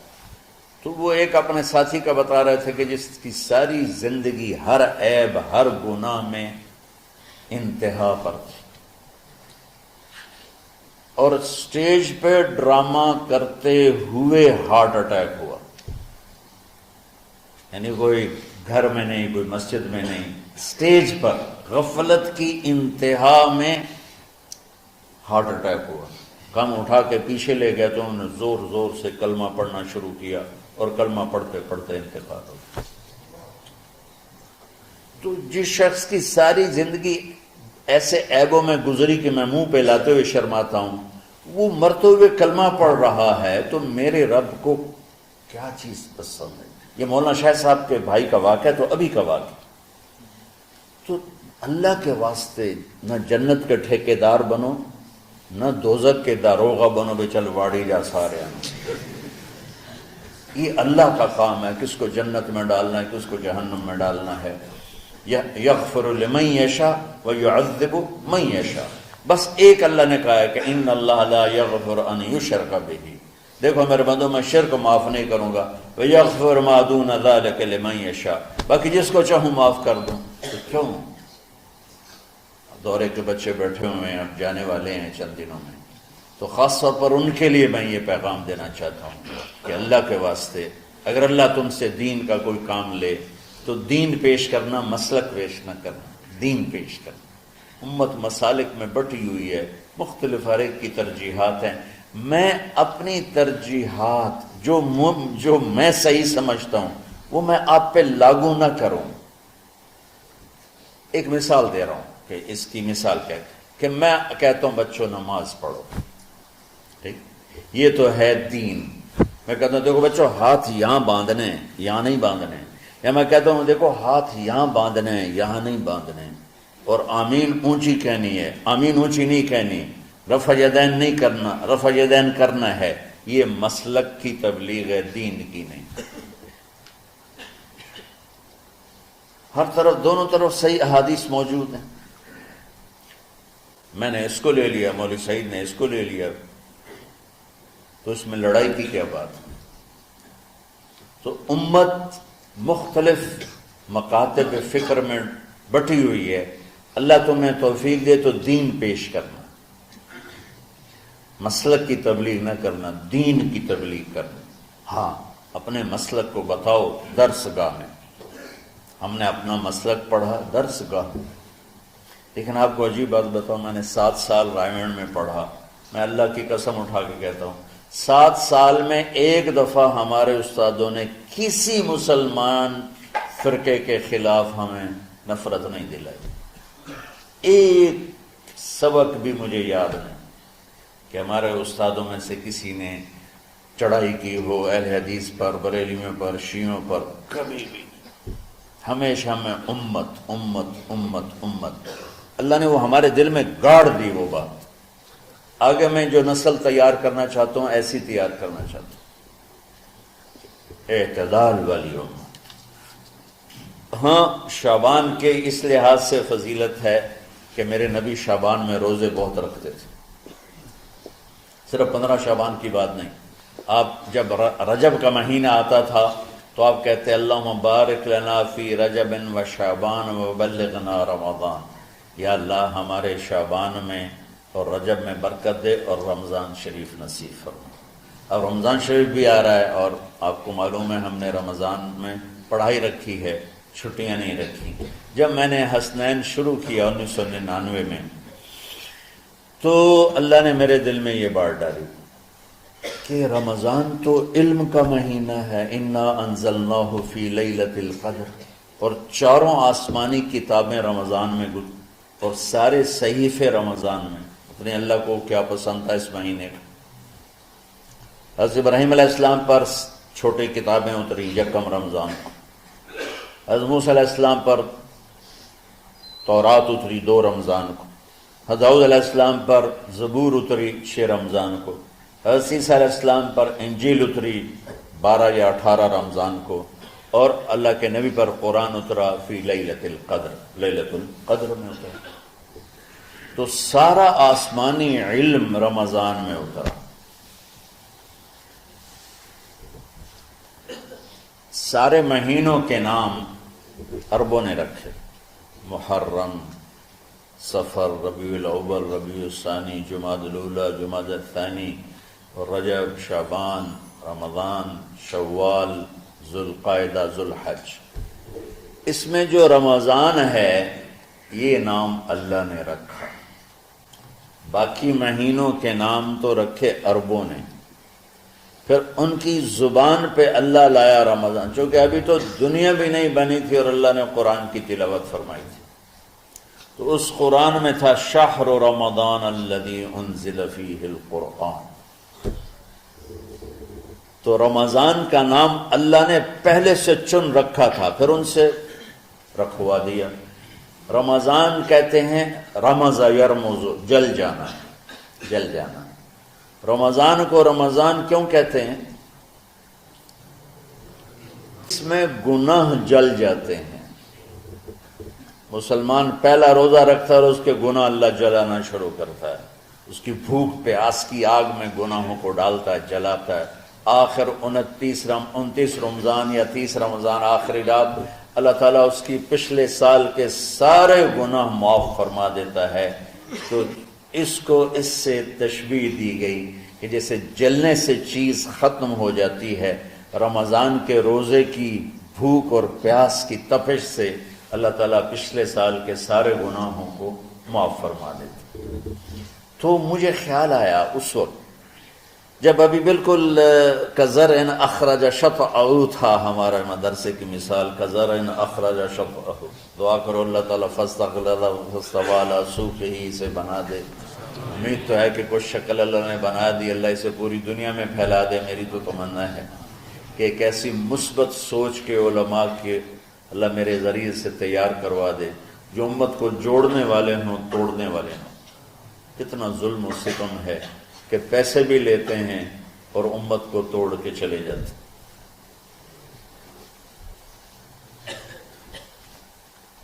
میں نے ایک خطیب سے کہا تم یہ منفی تقریریں کیوں کرتے ہو، تم مثبت کیوں نہیں کرتے؟ تھوڑی چیزیں ہیں بتانے کے لیے لوگوں کو جس پر سارے مسائل، سچ بولو، کون سا مسئلہ کس کے خلاف کہے، محبت کرو، کس مسلک کے خلاف ہے یہ بات، ماں باپ کی خدمت کرو، رزق حلال کماؤ، شراب سے بچو، زنا سے بچو، جوئے سے بچو، سود سے بچو، رشوت سے بچو، جھوٹ سے بچو، ظلم سے بچو، ماں باپ کی نافرمانی سے بچو۔ یہ کتنی باتیں ہیں جو امت کو بتانے کی ضرورت۔ کہنے لگا یہ پھر پیسے نہیں لبدے، پیسے ہی اس گل دے لبدن کہ آج تسی فلانے آندہ توا لین بجا مار، اگر منہ میں توا نہ لگاؤں تو میں تو نہ پیسے نہیں دے۔ تو یہ اس وقت سٹیٹس ہے، تو کیا پیغام جائے؟ تو اللہ تعالیٰ آپ کو مثبت بنائے۔ رمضان میں چونکہ سارا علم اترا تو مجھے خیال آیا کہ ہمیں رمضان میں چھٹی کرنا تو ایک ایسی عادت ہے، کوئی سنت تو ہے نہیں، تو مجھے رمضان میں پڑھائی کروانی چاہیے، چاہے تھوڑی ہوگی، روزے کی بھوک بھی ستائے گی اور رات کے جاگنے کی وجہ سے نیند بھی ستائے گی، لیکن اس میں ایک لفظ سینکڑوں لفظوں پہ بھاری ہوگا غیر رمضان۔ تو میں کراچی گیا اور مفتی تقی صاحب دامت برکاتہم سے سب سے پہلے جا کے مشورہ کیا کہ حضرت میں چاہتا ہوں کہ رمضان میں چھٹی نہ ہو، پڑھائی ہو۔ اس وقت رمضان سردیوں میں تھا، تو وہ بڑے خوش ہوئے، کہنے لگے یہ تو بہت اچھی بات۔ اصل میں ہمارے اکابر نے رمضان میں چھٹیاں اس لیے رکھی تھیں کہ سارا سال تو عبادت ہوتی ہے بالواسطہ، پڑھنا پڑھانا عبادت ہے، ایک واسطے کے ساتھ، اور روزہ، نفل، تہجد، تلاوت یہ عبادت ہے بلا واسطہ۔ تو طلبہ علماء رمضان میں اپنا وقت عبادت میں گزاریں، لیکن اب وہ عبادت تو ہوتی نہیں رمضان میں، تو بہتر ہے آپ پڑھائی شروع کرائیں، بہت اچھا ہوگا۔ وہ تو اتنے بڑے ہاتھی کے پاؤں میں سب کا پاؤں، اتنی بڑی ہستی نے، وہ صرف پاکستان کا سرمایہ نہیں پوری امت کا سرمایہ ہے، تو ان کی اس بولنے نے مجھے ہمت دے دی۔ تو پھر میں نے یہاں آ کر اس وقت یہ پہلی جماعت مولوی عدنان صاحب کی اور مولوی مسعود صاحب اور کچھ انتقال کر گئے رحمۃ اللہ علیہ، یہ تھے، تو ہم نے رمضان میں سبق شروع، اس وقت ذرا میری ہمت تھی تو میں رات کو پڑھاتا بھی تھا، بیان بھی کرتا تھا، اب تو یہی میں اتنی مشکل سے بول رہا ہوں۔ تو ہم نے رمضان میں شروع کی کہ یہ رحمتوں کا مہینہ، ہر چیز کی برکت کا مہینہ، ہر شے کی اللہ کی طرف سے فراوانی اس میں ہے، علم کی بھی، ہدایت کی بھی، رزق کی بھی۔ غریب سے غریب آدمی بھی سموسے بنا کے بیٹھا ہوتا ہے، پکوڑے بنا کے بیٹھا ہوتا ہے، اور دسترخوان پہ ایک کی بجائے 3 چیزیں پڑی ہوتی ہیں۔ چاہے رمضان کے بعد سب کے پیٹ خراب ہوں، ایک باری تو کھانے دی تباہی پھیر دیتے ہیں، روزے کا مقصد ہی فوت ہو جاتا ہے۔ روزہ تو ہوتا ہے بھوک کے لیے، پر وہ اتنا کھاتے ہیں کہ سحری کا کھانا افطاری تک ہضم نہیں ہوتا، اور افطاری کا کھانا سحری تک ہضم نہیں ہوتا، پر نہ تن کئی کھاونا کہتا بھوک نہ لگے، بھوک نہ لگے۔ وہ بھوک لگنے کے لیے تو روزہ ہے، ایک تو یہ جسم کو صاف کرتا ہے، دوسرا غریبوں کی غربت کا احساس پیدا کرتا ہے کہ جو بھوک تو آج برداشت کرتا ہے، غریب روزانہ یہ بھوک برداشت کرتا ہے۔ تو اللہ کے غریبوں کا، غریب بندوں کو کی خدمت کر، ان تک اپنے مال پہنچا، اپنا اللہ نے دیا ہے تو ان کو بھی اس میں شریک کر، قبر میں لے جائے گا۔ تو اللہ تعالیٰ نے میرے دل میں یہ ڈالا، تو ہم نے تعلیم رمضان میں شروع کی، کیونکہ قرآن رمضان میں اترا، انجیل رمضان میں اتری، زبور رمضان میں اتری، تورات رمضان میں اتری، پھر اللہ نے اس مہینے کا نام خود رکھا شہر رمضان، شہر رمضان۔ اس میں شب قدر رکھی، اس میں رات کی ایک نماز۔ اچھا، پہلی امتوں پہ روزہ فرض تھا افطاری سے افطاری، افطاری سے افطاری، بہت شدید تھا، 24 گھنٹے کا روزہ، بس افطاری کے بعد آنکھ لگ جاتی تو روزہ اگلا شروع ہو جاتا۔ تو ہم پر بھی پہلے ایسے ہی روزہ اترا، افطاری سے افطاری۔ تو ابن سرمہ رضی اللہ تعالی عنہ اونٹ چرانے والے تھے، وہ شام کو لوٹے تو بیوی سے پوچھا کوئی افطاری کا سامان ہے؟ انہوں نے کہا ہے تو نہیں، میں کہیں سے لے آتی ہوں۔ وہ گئیں افطاری کا کوئی سامان لینے، ان کو تھوڑی دیر ہو گئی اور ان کی آنکھ لگ گئی، تھکے ہوئے تھے، سورج ڈوب گیا۔ جب وہ آئیں تو ان کا ہائے سرمہ تو ہلاک ہو گیا۔ کیا ہوا؟ کہ اگلا روزہ شروع ہو کیونکہ تیری آنکھ لگ گئی۔ تو انہوں نے کہا چلو کوئی بات نہیں، لیکن ظہر کے وقت بے ہوش ہو گئے۔ ایک روایت میں آتا ہے نماز پڑھنے آئے اور گر گئے، اور ایک میں آتا ہے گھر میں بے ہوش ہوئے۔ تو جو بھی صورتحال تھی اللہ کے نبی کو پتہ چلا۔ کیا ہوا؟ سرمہ کہا جی وہ افطاری کر نہیں سکے تو روزہ شروع ہو گیا تو بے ہوش ہو گئے۔ تو اللہ کے نبی رنجیدہ ہوئے، تو اللہ تعالیٰ نے قرآن اتار دیا، چلو میرے محبوب ساری رات کھاؤ حتی یتبین لکم الخیط الابیض من الخیط الاسود من الفجر، کہ میرے محبوب صبح صادق تک آپ کی امت کو اجازت ہے، کھاؤ۔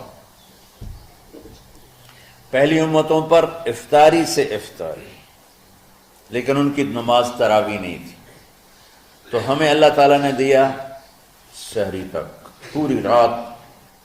اچھا، ایک صحابی آئے، یا رسول اللہ میں تو مارا گیا۔ آپ نے کہا کیا ہوا؟ کہا میرا روزہ تھا، میں بیوی کے پاس چلا گیا۔ آپ نے کہا تو پھر تو غلام آزاد کر، کفارہ دے۔ کہا جی میں تو خود غریب آدمی ہوں، غلام کہاں سے آزاد کروں، خریدنا پڑے۔ آپ نے کہا 60 مسکینوں کو کھانا کھلا۔ کہ میں آپ مسکین ہیں، میں کنوں کھانا کھلاؤں؟ آپ نے فرمایا پھر آخر یہ کہ 60 روزے مسلسل رکھنے ہوتے ہیں جو کفارے کے ہوتے ہیں۔ وہ کہنے لگا ایک روزے چاہے کم کیتا ہے، 60 روزے جو میں کی کریں گے۔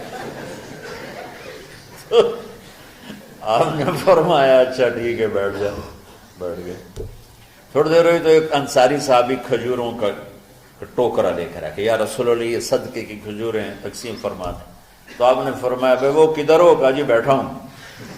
آپ نے کہا ادھر آ، یہ کھجوریں لے جا اور 60 گھروں میں تقسیم کر دے۔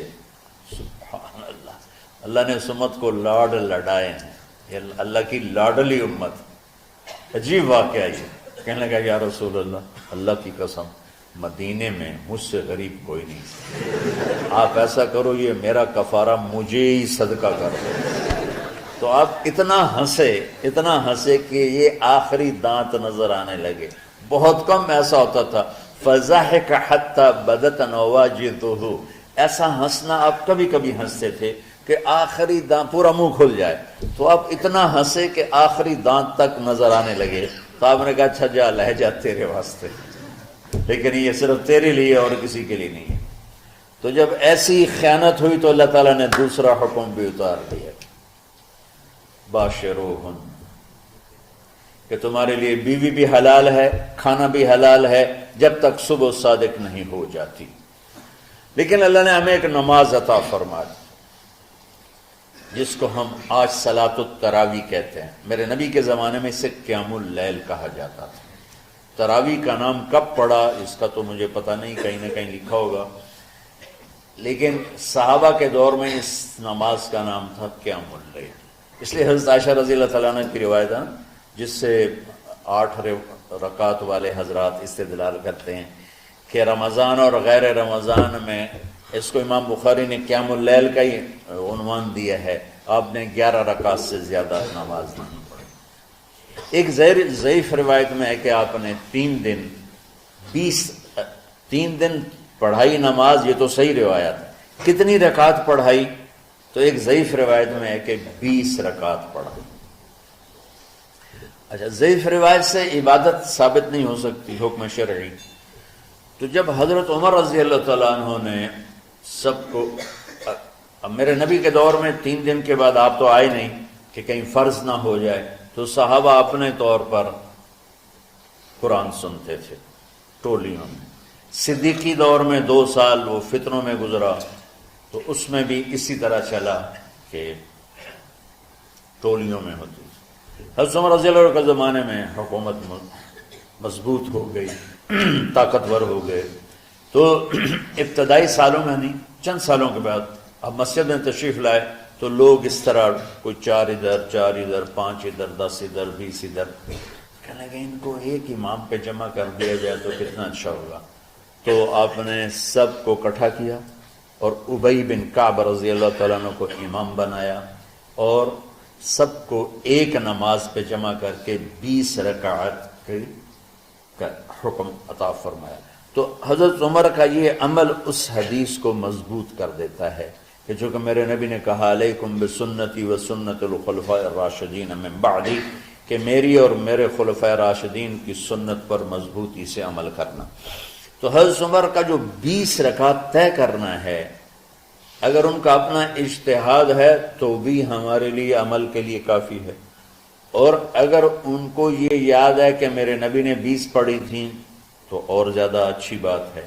لیکن بہرحال جو 8 پڑھتا ہے ہمارا اس پہ بھی کوئی اعتراض نہیں، چونکہ وہ بھی حدیث کے ساتھ بات کرتا ہے، اور باقی پوری امت 20 پڑھتی ہے، ان پر بھی اعتراض نہیں۔ میں ایک جگہ سے گزر رہا تھا، نماز کا وقت ہو گیا، اہل حدیث کی مسجد تھی، میں وہاں نماز پڑھنے چلا تو ایک بہت بڑا اشتہار لکھا ہوا تھا، 20 تراویح ثابت کرنے والے کو 5 لاکھ روپے انعام۔ کس قدر بے وقوفی ہے اور کس قدر احمقانہ یہ امت کی باتیں ہیں کہ 20 تراویح سینکڑوں سال سے امت کا عمل 20 تراویح آ رہا ہے۔ تراویح کا نام جو پڑھا مجھے یوں لگتا ہے کہ اہل مکہ، یعنی اہل مکہ جو تھے نا، وہ 4 تراویح پڑھ کے ایک طواف کرتے تھے، تو وہ آرام کے لیے ہوتا، ترویحہ آرام، تھوڑی دیر کا آرام، تو 4 تراویح کے بعد ایک طواف کرتے تھے۔ وہ چھوٹا سا طواف 10 منٹ میں ختم ہو جاتا تھا، اور پھر 4 تراویح پڑھتے تھے، پھر طواف کرتے تھے، پھر 4 پڑھتے تھے، پھر طواف کرتے تھے۔ یہ صحابہ کے تھوڑے بعد کے دور کی بات۔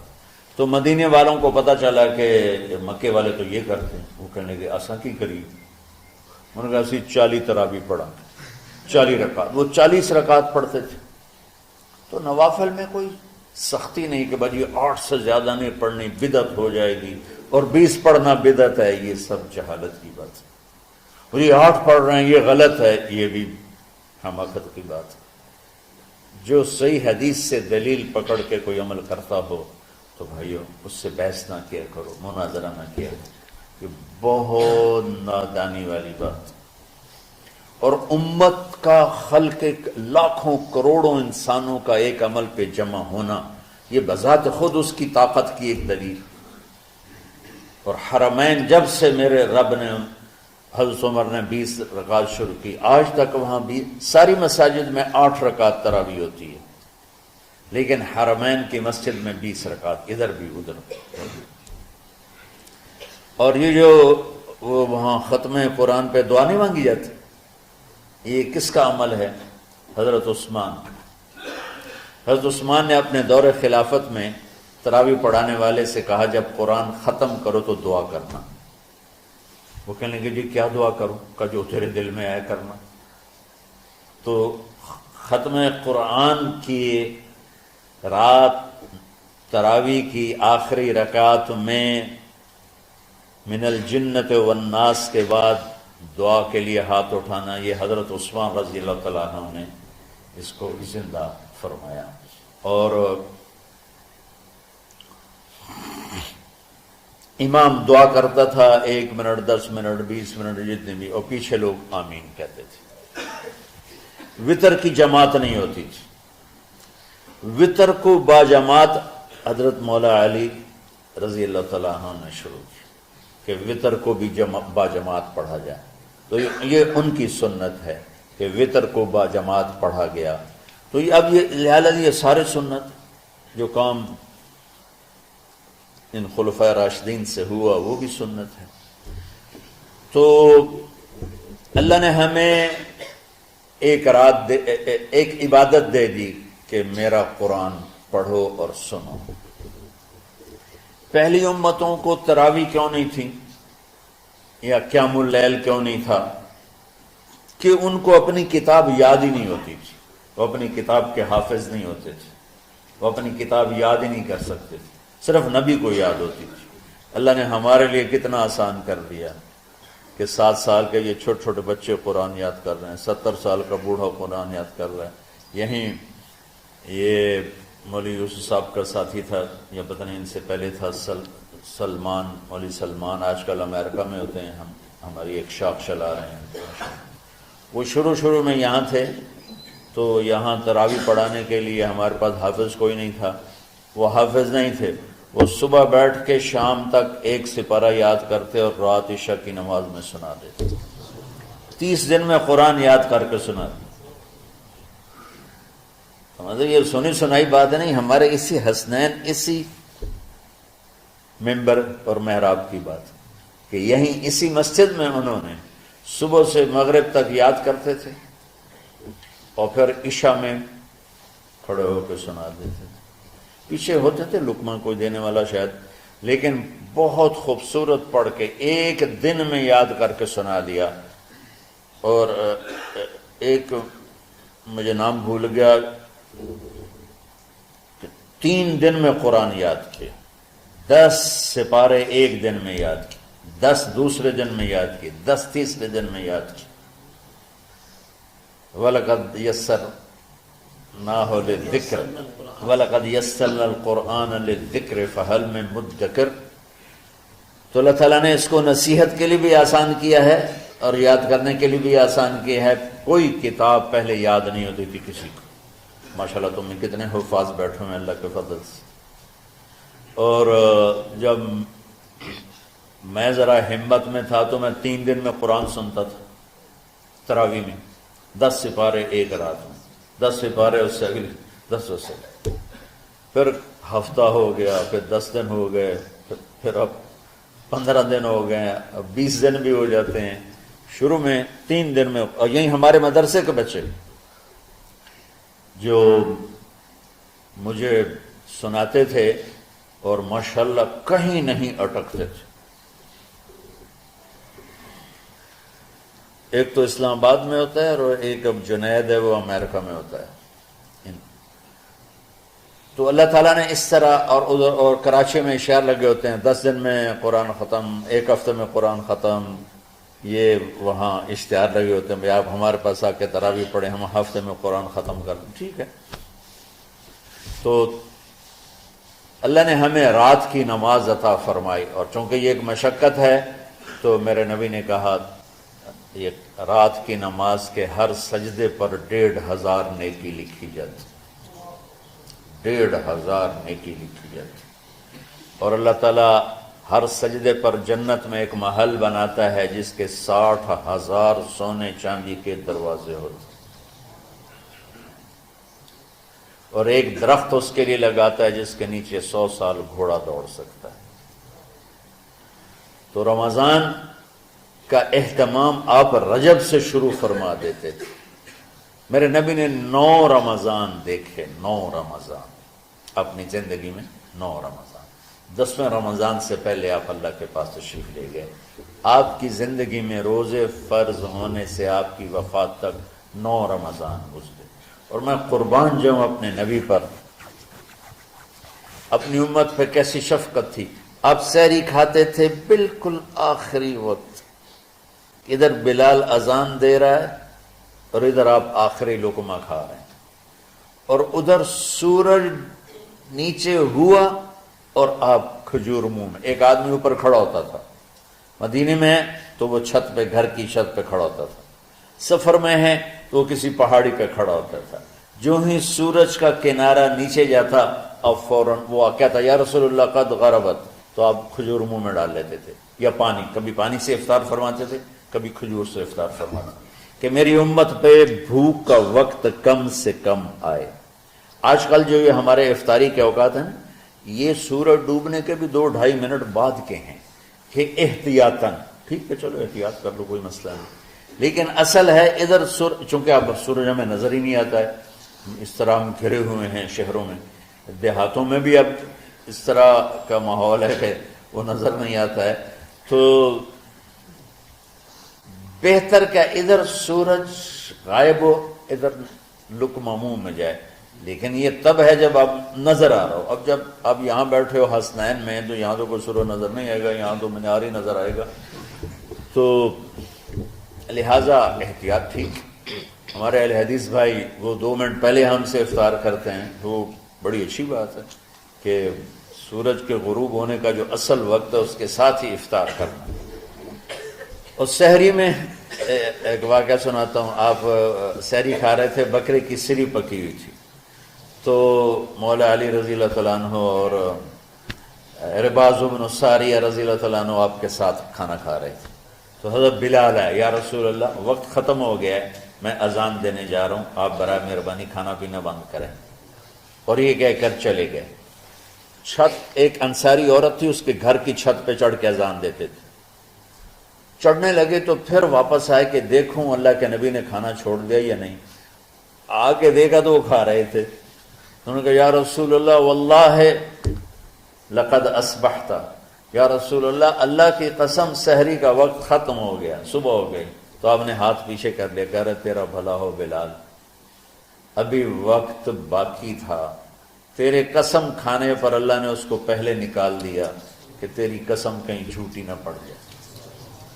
تو حضرت علی نے فرمایا کہ اگر بلال قسم نہ کھاتے تو جب تک میرے نبی کھاتے رہتے صبح صادق نہیں ہونی تھی۔ تو بالکل آخری وقت میں آپ کھاتے تھے تاکہ کم سے کم وقت امت پہ بھوک کا آئے. تو اللہ تعالیٰ آپ کے علم میں برکت دے. رمضان علم کا مہینہ ہے، سونے کا نہیں ہے، کھانے کا نہیں ہے، سموسے پکوڑے کا نہیں ہے. رمضان علم کا مہینہ. تو پھر بیچ میں گرمیاں آ گئیں تو بچے، آج کل کی جوانیاں ڈالڈا گھی کی ہیں، تو وہ ان کی ہمتیں پست ہو گئیں، راتیں چھوٹی ہو گئیں، گرمی زیادہ ہو گئی، اور ادھر بجلی کی لوڈ شیڈنگ، تو طلبہ کی ہمتیں جواب دے گئیں. تو پھر ہم نے مجبور ہو کر رمضان میں چھٹیاں کرنی. چلو ٹھیک ہے بھائی، باقی چھٹی ہے. تو اب جب دوبارہ تھوڑا سا موسم ٹھنڈک کی طرف گیا اور رات کچھ تھوڑی لمبی ہونے لگی تو ہیں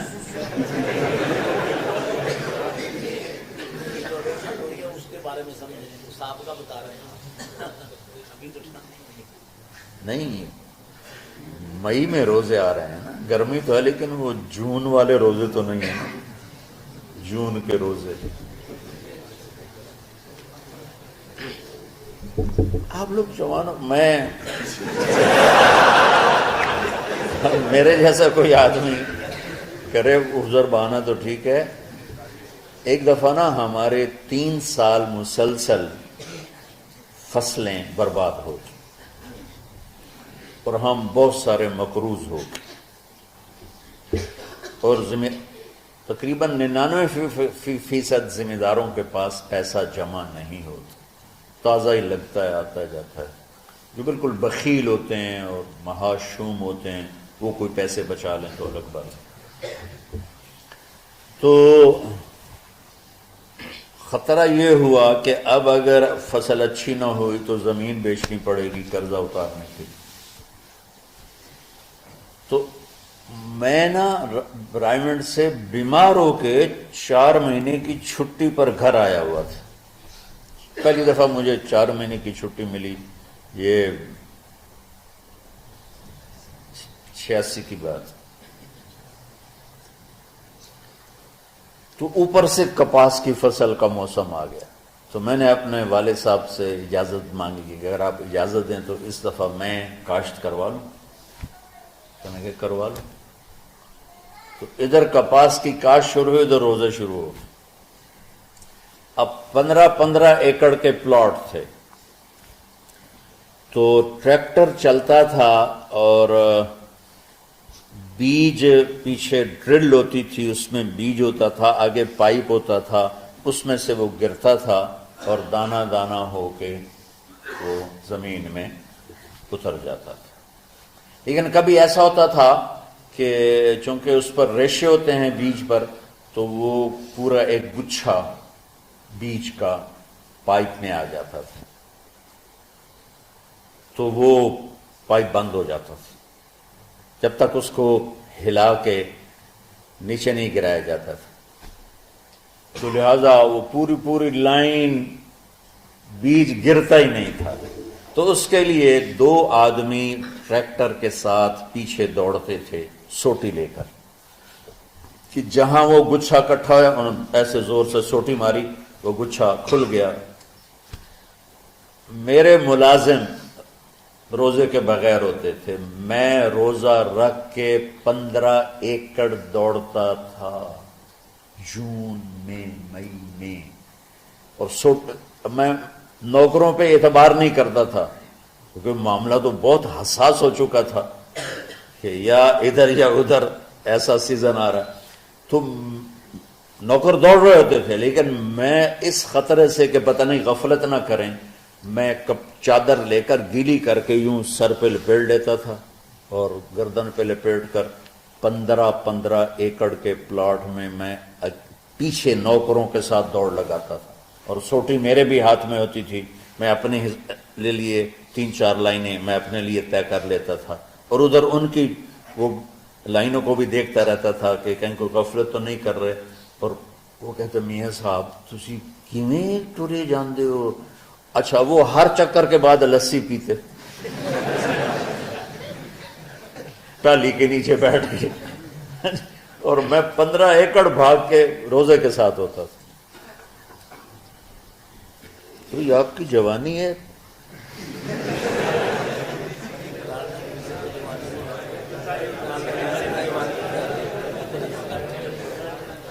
تو اللہ نے میرے جی میں ڈالا کہ اب دوبارہ، بلکہ تمہارے استادوں کے جی میں یہ بات آئی، مجھ سے تو صرف انہوں نے پوچھا کہ اب دوبارہ اس طرح کر دیں، تو میں نے کہا ضرور کر دو کہ رمضان میں دوبارہ تعلیم شروع ہو.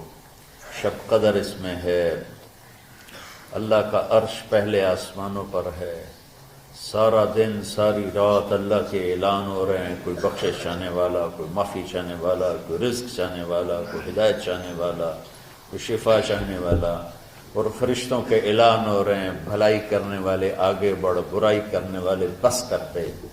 تو جو رحمت رمضان میں، میرے نبی نے فرمایا اگر میری امت کو پتہ چل جائے کہ رمضان کیا ہے تو یہ تمنا کریں گے کہ کاش سارا سال ہی رمضان ہو.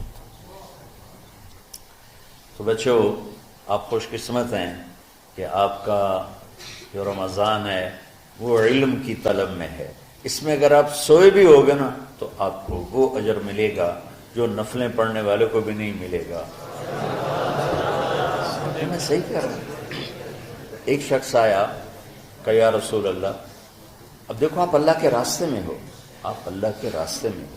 ایک شخص آیا، یا رسول اللہ کیا میں کچھ مال خرچ کر کے اللہ کے راستے میں جانے والے کا اجر لے سکتا ہوں؟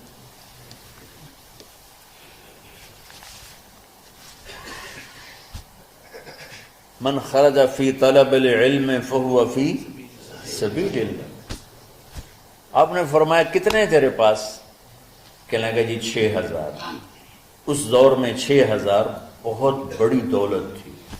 تو آپ نے اسے فرمایا کہ تو 6000 تو کچھ کہہ رہا ہے اور میں یہ کہہ رہا ہوں تو سارے بھی خرچ کر دے تو جو اللہ کے راستے میں سویا ہوا ہے اس کی نیند کے اجر کو بھی نہیں پا سکتے.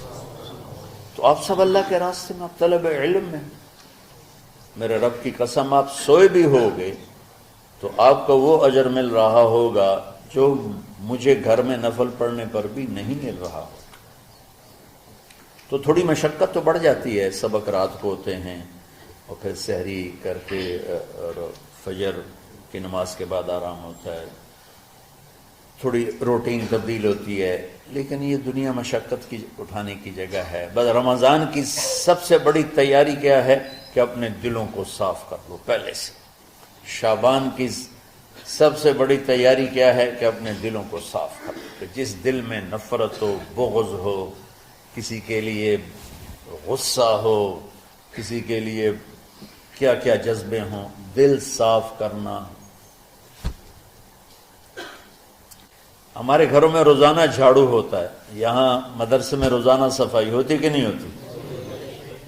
کیونکہ دنیا کی اصل گندگی ہے تو جھاڑو ہاتھ سے نہیں چھوٹ سکتا. حرم شریف میں دیکھا کیسے چاروں طرف خدام پھر رہے ہوتے ہیں برش لے کر. کہ تمہارے مولوی شاہد صاحب بھی ایک دفعہ وہاں خدام حجاج میں گئے تھے، میں نے ان کے ہاتھ میں برش دیکھا وہی.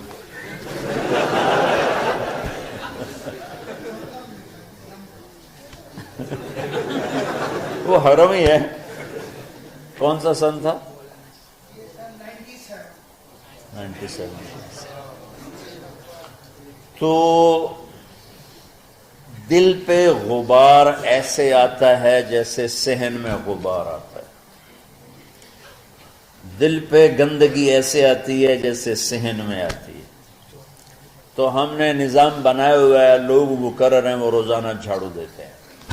تمہارا دل ایک آنگن ہے، ایک صحن ہے، اس میں بغض، نفرت، حسد، پتہ نہیں کیا کیا گندگیاں آئیں گی اور آتی رہیں گی. بچوں ایک کام کرو، جھاڑو پکڑ لو، صاف کرو. یا اللہ معاملہ تجھ سے کرنا ہے، لوگوں سے نہیں. کسی نے برا کہا، کسی نے غیبت کی، کسی نے گالی دی، کسی نے دھکا دیا، کسی نے حق مارا، کسی نے کچھ کیا. یا اللہ تیرے سپرد میں نے اپنے دل کو سب سے صاف کیا. میں نے اپنے دل کو سب سے صاف کیا۔ یہ اتنی بڑی عبادت ہے کہ بڑے بڑے نفلوں والے، تہجد والے، حج عمرے روزے والے تمہیں نہیں پکڑ سکیں، کیونکہ اس کا کرنے والا دنیا میں کوئی نہیں۔ نفل پڑھنے والے تو بے شمار ہیں، عمرے کرنے والے بے شمار ہیں، علماء بے شمار ہیں، حاجی بے شمار ہیں، سخاوت کرنے والے بے شمار ہیں، لیکن اس ٹکڑے کو صاف کرنے والا لاکھوں میں ایک بھی نہیں۔ مشکل کام، آپ یہ سیکھ لیں، صاف کرو، صاف کرو، صاف کرو۔ یہ رمضان کی سب سے بڑی تیاری اور علم کو حاصل کرنے کی سب سے بڑی چابی ہے کہ اپنے دل کو کھلا کر لو۔ کوئی چیز خالی ہوگی تو کچھ آئے گا۔ جس دل میں بغض بھرا ہو، نفرت بھری ہو، حسد بھرا ہو، کینہ بھرا ہو، اس میں خاک آئے، اس میں تو علم کی ایک کرن بھی نہیں آئے گی۔ اس زبان سے چاہے جتنے مرضی موتی بکھیرے، دل اس کا اندھا ہوگا۔ لا تعمل الابصار ولكن تعمل القلوب التي في الصدور۔ یہ آنکھوں سے اندھے نہیں، دل سے اندھے ہیں۔ تو بچوں، اپنے دل کو صاف کرنا سیکھو۔ وہ کتنی مشہور حدیث ہے، آپ نے کہا اس دروازے سے ایک جنتی آ رہا ہے۔ ایک انصاری صحابی داخل ہوئے، جوتا ہاتھ میں، داڑھی میں وضو کا پانی۔ اگلے دن اس دروازے سے ایک جنتی آ رہا ہے، تو ایک صحابی آئے، ہاتھ میں جوتا، داڑھی میں وضو کا پانی۔ وہی صحابی اگلے دن اس دروازے سے ایک جنتی آ رہا ہے، تو وہی صحابی 3 دن جنت کی بشارت لیے۔ اس صحابہ کی جماعت میں ایک شخص ہیں جن کا نام ہے عبداللہ بن عمرو بن عاص۔ ان سے بڑا عبادت گزار صحابہ میں کوئی نہیں تھا، نہ سابقین میں نہ متاخرین میں، نہ پہلوں میں نہ بعد والوں میں۔ ان کی عبادت کیا تھی؟ ساری رات جاگنا، سارے دن کا روزہ، اور ایک ختم قرآن صبح سے شام۔ اتنی اللہ نے طاقت دی تھی۔ پھر وہی غلوب والی بات آ گئی، ایکسٹریم ہونے والی بات آ گئی۔ ان کی شادی والی رات حجلہ عروسی میں داخل ہو رہے ہیں، دلہن کے کمرے میں داخل ہو رہے ہیں، اور مصلی بچھا کے اللہ اکبر، اور دیر نفل تے نفل، دیر نفل تے نفل۔ تو ان کی بیگم نے دیکھا تو وہ بھی خیر کا زمانہ تھا، انہوں نے بھی وضو کیا اور پیچھے مصلی بچھا کے وہ بھی فجر تک نفل پڑھتے رہے۔ صبح ہوئی تو حضرت عمر بن عاص رضی اللہ عنہ نے پوچھا، بیٹی رات کیسی گزری؟ کہا جی ماشاءاللہ آپ کے بیٹے تو بڑے عبادت گزار ہیں، ساری رات نفلوں میں ہی گزری۔ تو وہ ان کو شکایت کر دی۔ حضرت عمر بن عاص کو اتنا غصہ چڑھا، وہ بیٹے کو تو کچھ نہیں کہا، کتنی حکمت کی بات ہے، سیدھے گئے اللہ کے نبی کے پاس، یا رسول اللہ یہ عبداللہ دیکھیں کیسا نادان ہے، اس کی شادی کی ساری رات نفل پڑھتا رہا۔ تو آپ کہتے ہیں ماشاءاللہ ماشاءاللہ کتنی بڑی بات ہے، نفلوں میں گزر گئی، رات بھی نفلوں میں گزر گئی۔ جیسے بعض وہ تبلیغ والے کہتے ہیں بچے کی ٹانگ ٹوٹ گئی پھر بھی گشت نہیں چھوڑا۔ کیسے احمقانہ باتیں کرتے۔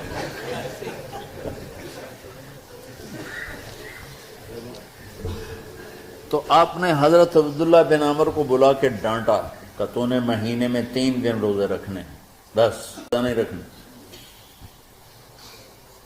اور ہفتے میں 1 قرآن ختم کرنا۔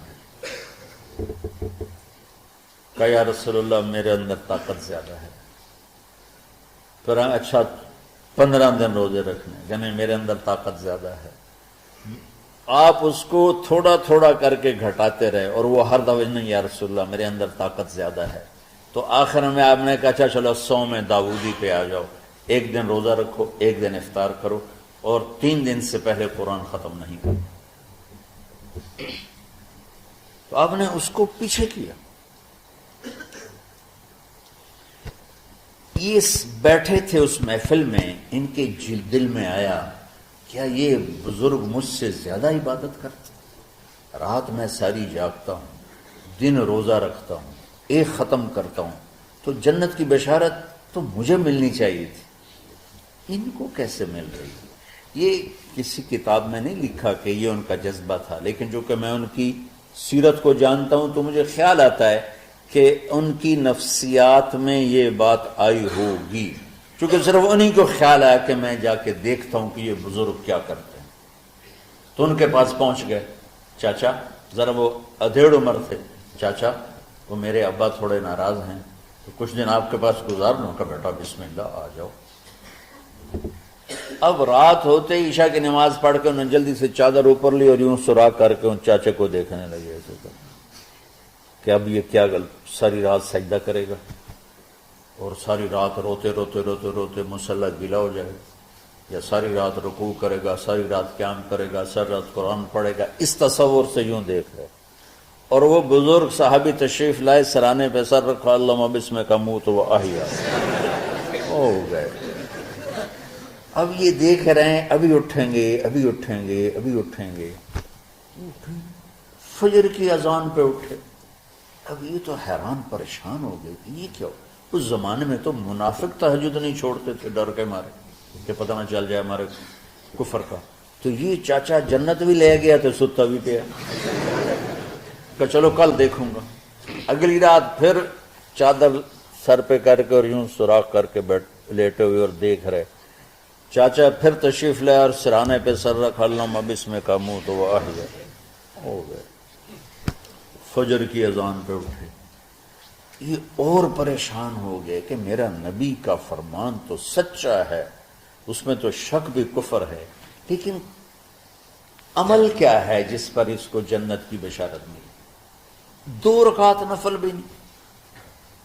اور آج کے دور میں تم میں سے ماشاءاللہ اکثر بچے تہجد پڑھتے ہیں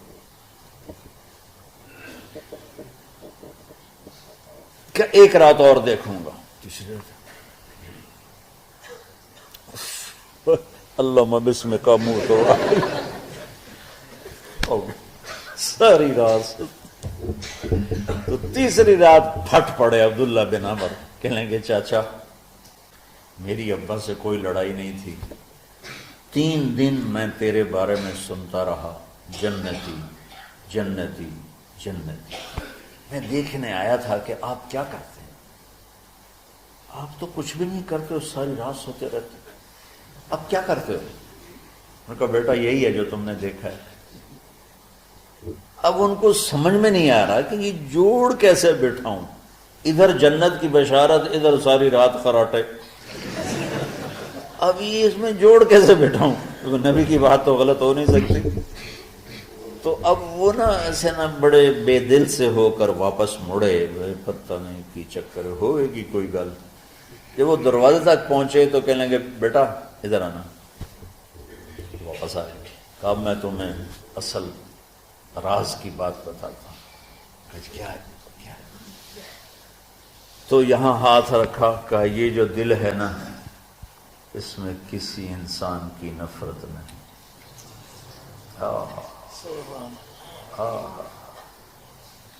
اور جب اللہ کسی کو رزق دیتا ہے، عزت دیتا ہے، مجھے کبھی حسد نہیں ہوا، مجھے خوشی ہوتی۔ تو عبداللہ بن عمر نے کہنا تھا ہاں یہ بات ہے، نہیں، ان کو ہاذا ہوا، اچھل کے کہنے لگے ہاذا ہوا، ہاں ہاں ہاں ہاں یہی ہے، یہی ہے، یہی ہے۔ پھر کہیں گے چاچا پر یہ میرے بس کا نہیں ہے، کون کرے گا یہ؟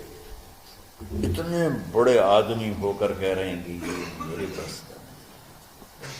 تو بچوں، دنیا میں جنتی بننا ہے اور علم اللہ سے لینا ہے تو اسے صاف کر دو،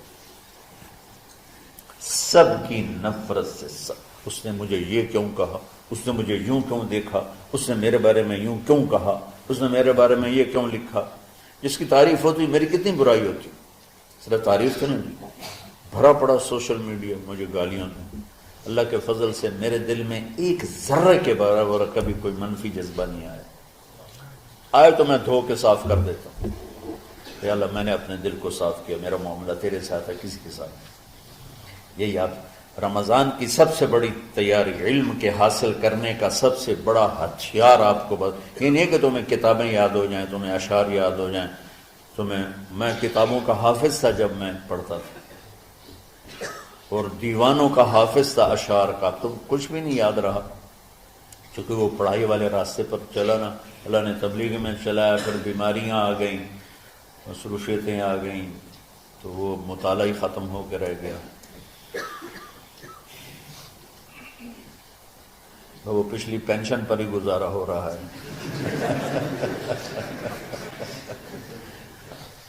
پڑھنے کی تو آج تمہاری برکت سے 2 گھنٹے ہو گئے، ورنہ میں ساری رات جاگا ہوں، نیند نہیں آئی، ساری رات 1 سیکنڈ نہیں سویا۔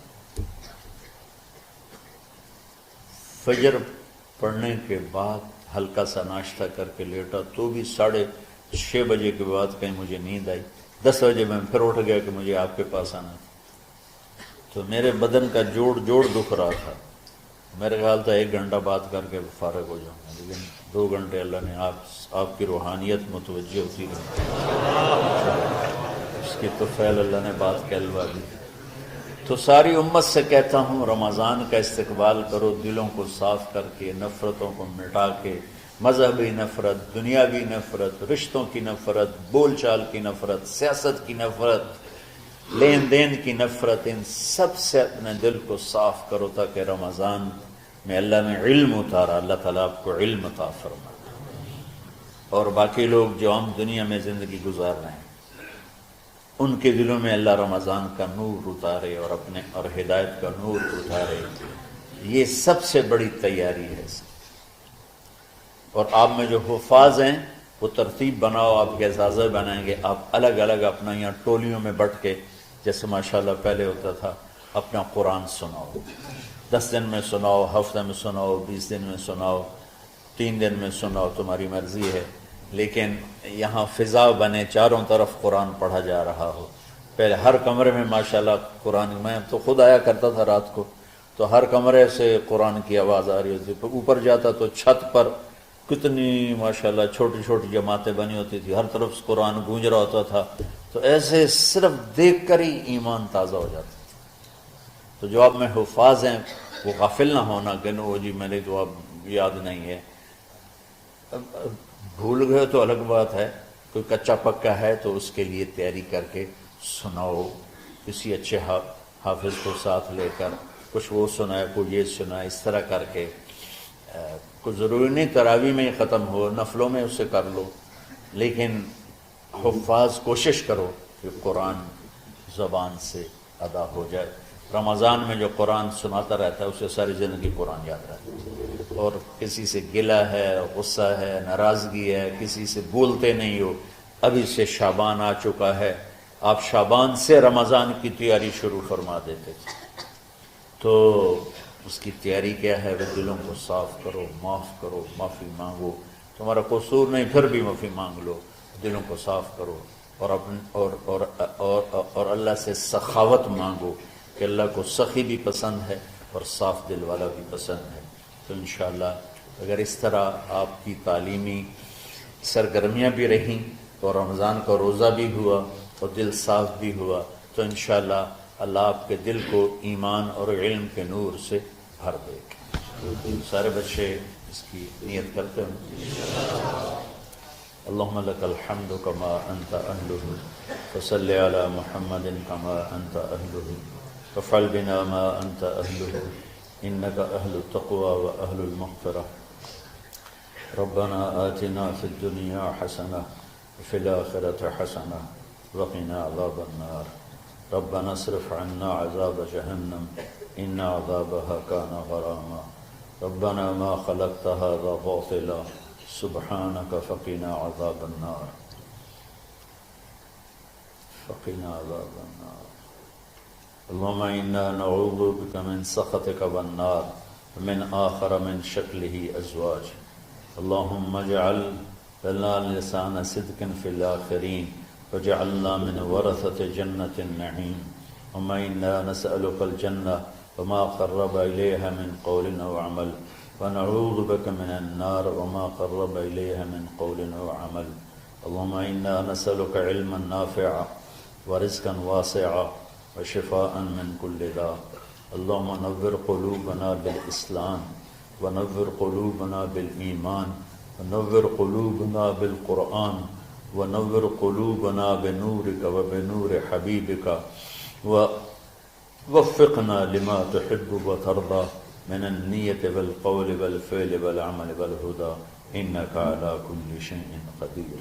اللهم آت قلوبنا تقواها وزكها أنت خير من زكاها أنت وليها ومولاها. اے زمین آسمان کے شہنشاہ، وہ ذات جسے زوال نہیں، کہ ہر ذوق سے پاک ہے، ہر کمی سے پاک ہے، ہر عیب سے پاک ہے.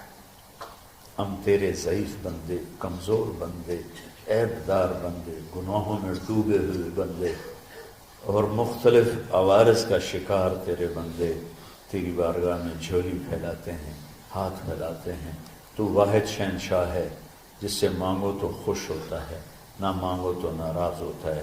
دنیا کے جتنے بادشاہ آئے یا ہیں یا آئیں گے، ان سے مانگا جائے تو وہ ناراض ہوتے ہیں، نہ مانگا جائے تو وہ خوش ہوتے ہیں. تو عجب شہنشاہ ہے میرے مولا، میں تیرے قربان جاؤں میرے مولا. میرا رواں رواں تجھ پر، تیرے حبیب پر قربان میرے مولا، کہ تو وہ بادشاہ ہے کہ تجھ سے نہ مانگا جائے تو تو ناراض ہو جاتا ہے، تجھ سے مانگا جائے تو خوش ہوتا ہے. ہمارا چہرہ تو نہیں ہے کچھ مانگنے کا، ہمارے ہاتھ تو نہیں ہے پھیلانے کے، ہماری جھولی تو نہیں ہے پھیلانے کے قابل، کہ ہمارا وجود بھی گناہوں سے گندا ہے. ہماری آنکھیں، ہمارے کان، ہمارا دماغ، ہمارے دل، ہمارے ہاتھ، ہمارے جسم کا ایک ایک بال میرے رب غفلت میں، گناہوں میں جکڑا ہوا ہے. ہماری جھولی میں چھید ہیں، ہماری جھولی داغدار ہے. لیکن میرے مولا جائیں کہاں؟ تیرے سوا کوئی جگہ ہے تو بتا دے، تیرے سوا کوئی اور ہے تو بتا دے. زمین و آسمان میں تو ہی ہے. وَهُوَ الَّذِي فِي السَّمَاءِ إِلَٰهٌ وَفِي الْأَرْضِ إِلَٰهٌ. زمینوں میں تیرا راج، آسمانوں پہ تیرا راج. لِلَّهِ الْمَشْرِقُ وَالْمَغْرِبُ فَأَيْنَمَا تُوَلُّوا فَثَمَّ وَجْهُ اللَّهِ. میرے رب ہر طرف تیری قدرت کے جلوے، ہر طرف تیری طاقت کے آثار، ہر طرف تیری میرے مولا نشانیاں. سنریہم آیاتنا فی الآفاق وفی انفسہم حتی یتبین لہم انہ الحق. میرے مولا ذرہ ذرہ تیری ذات پر دلالت کرتا ہے. ایک حقیر سی چونٹی بھی بتاتی ہے کہ تو ہے. صرف ہمالیہ پہاڑ نہیں بتاتا کہ تو ہے، صرف زمین آسمان سور و چاند ستارے نہیں بتاتے کہ تو ہے. تیری عزت کی قسم یہ چھوٹا سا مچھر بھی بتاتا ہے کہ اس کا بنانے والا کوئی بہت بڑا طاقتور ہے. اور ایک چیونٹی چلتے ہوئے بتاتی ہے کہ اس کا بنانے والا کوئی بہت بڑا طاقتور ہے. میرے آقا یہ سب بچے تیرے علم کی طلب میں آئے ہیں، اور یا اللہ یہ سب تیرے راستے میں ہیں. یا اللہ انی اتوسل بہم الیک، انی اتوسل بہم الیک، انی اتوسل بہم الیک. یا اللہ ان بچوں کی قربانی، ان کی طلب علم، ان کی راتوں کا اٹھنا، اس سے طفیل یا اللہ تو ہمارے سینوں کو علم کے لیے کھول دے. مجھے بھی اپنے خزانوں سے علم عطا فرما، ان بچوں کو، ان کے استادوں کو علم عطا فرما، اور علم نافع عطا فرما، علم شر سے حفاظت فرما. انہیں پوری امت کے لیے ہدایت کا ذریعہ بنا، پوری انسانیت کے لیے ہدایت کا ذریعہ بنا میرے مولا. اور پوری امت کی حفاظت فرما، اور ہمارے دیس کی حفاظت فرما. یا اللہ یہ دیس دشمنوں میں گھرا ہوا ہے، چاروں طرف سے یلغار ہے، اندر بھی باہر بھی، اور تیرے سوا کوئی حفیظ نہیں. تو ہی ہے جس نے آگ کو ٹھنڈا کیا حضرت ابراہیم پر، اور موسیٰ کے لیے علیہ السلام کے لیے سمندر کو پھاڑا، اور مچھلی کے پیٹ میں اپنے بندے یونس کو بچایا، اور چھری کے نیچے سے تو نے اسماعیل کو بچایا. میرے مولا تیری قدرتوں کی انتہا نہیں. یہ دیس تیرے نام پہ بنا تھا، لا الہ الا اللہ پہ بنا تھا. بنانے والوں کا نعرہ کانوں میں گونجتا ہے اور کتابوں میں پڑھتے ہیں، پاکستان کا مطلب کیا؟ لا الہ الا اللہ. یا اللہ اس پورے زمانے میں 2 ریاستیں تیرے نام پہ بنی، ایک مدینہ کی ریاست اور ایک پاکستان کی ریاست. لیکن میرے مولا ہم نے تیری اس نعمت کو بہت گندا کر دیا، غلیظ کر دیا، ظلم سے بھر دیا، قتل سے بھر دیا، چوری سے بھر دیا، ڈاکے سے بھر دیا، جوئے شراب زنا سے بھر دیا، نہ سود سے بھر دیا، کھوٹ سے بھر دیا، بددیانتی سے بھر دیا، ماں باپ کی نافرمانی سے اسے گندا کر دیا، ظلم و ستم، گالی گلوچ سے، نمازیں چھوڑ کر، روزے چھوڑ کر، یا اللہ۔ لیکن اس کے باوجود وہ لوگ جنہوں نے اس کے لیے قربانیاں دی تھیں، اور 6 لاکھ انسان ذبح ہوئے تھے، وہ سارے مخلص تھے، ان کا خون تیرے نام پہ بہا تھا، ان کی طفیل میرے مولا اس ملک کی حفاظت فرما، اس کے حکمرانوں کی، اس کے تاجروں کی، اس کی فوج کی، اس کی پولیس کی، اس کے تمام سرکاری محکموں کی، اور تمام دنیاوی محکموں کی، اور تمام یا غیر سرکاری محکموں کی، اور بازاروں کی، اور کھیتوں کی، دیہاتوں کی، شہروں کی، چاروں صوبوں کی حفاظت فرما۔ یا اللہ اپنے خزانوں سے تو رزق کے دروازے کھول۔ ہمارا ملک پانی کی کمی کا شکار ہو رہا ہے، ہمیں وافر پانی عطا فرما۔ ہمارے اسباب و وسائل میں بہت کمی آ رہی میرے مولا، اپنی قدرت سے اپنے اس ملک کے لیے رزق کا، ہدایت کا دروازہ کشادہ فرما۔ یا اللہ جو اس کی دشمنی کرنے والے ہیں ان کو بھی ہدایت نصیب فرما، اور ان کے مقدر میں ہدایت نہیں تو ان کے شر سے اس کی حفاظت فرما۔ جتنے مدارس ہیں، جتنی خانقاہیں ہیں، جتنے تبلیغی مراکز ہیں، جتنے حفظ کے مکاتب ہیں، ان سب کی حفاظت فرما۔ علماء اہل حق کی حفاظت فرما، علماء اہل حق کی حفاظت فرما۔ یا اللہ صالحین کی حفاظت فرما۔ یا اللہ احفظنا من بین ایدینا ومن خلفنا وعن ایماننا وعن شمائلنا ومن فوقنا ونعوذ بعظمتك من ان نغتال من تحتنا۔ اللهم انا نعوذ بك من الاغتيال، اللهم انا نعوذ بك من ان نغتال من تحتنا۔ اللهم احفظنا من كل بلاء، اللهم احفظنا من كل شر ومن كل بلاء، وعافنا من كل شر ومن كل بلاء۔ یا اللہ تو پوری امت پہ کرم فرما، رحم فرما۔ یا اللہ پوری امت کا کہ خون کی، عزت کی، جان کی، مال کی، بچوں کی، بچیوں کی، عزتوں کی حفاظت فرما۔ پوری دنیا کے کفر کو ہدایت دے دے، پوری دنیا کے غیر مسلموں کو ایمان دے دے، امریکہ والوں کو ہدایت دے دے، افریقہ والوں کو ہدایت دے دے، یورپ والوں کو ہدایت دے دے، ایشیا والوں کو ہدایت دے دے، آسٹریلیا والوں کو ہدایت دے دے۔ جو تجھے نہیں پہچانتے انہیں اپنی پہچان کرا دے، ہمیں تو ذریعہ بنا لے ان تک اپنا پیغام پہنچانے کا اور تیرا تعارف کروانے کا۔ تو ہماری زندگی اس کے لیے قبول فرما لے، ان بچوں کو قبول فرما لے، انہیں ہدایت کے چراغ بنا، ہدایت کے سورج بنا، ان کو، ان کے والدین کو دنیا اور آخرت کی ہر خیر نصیب فرما۔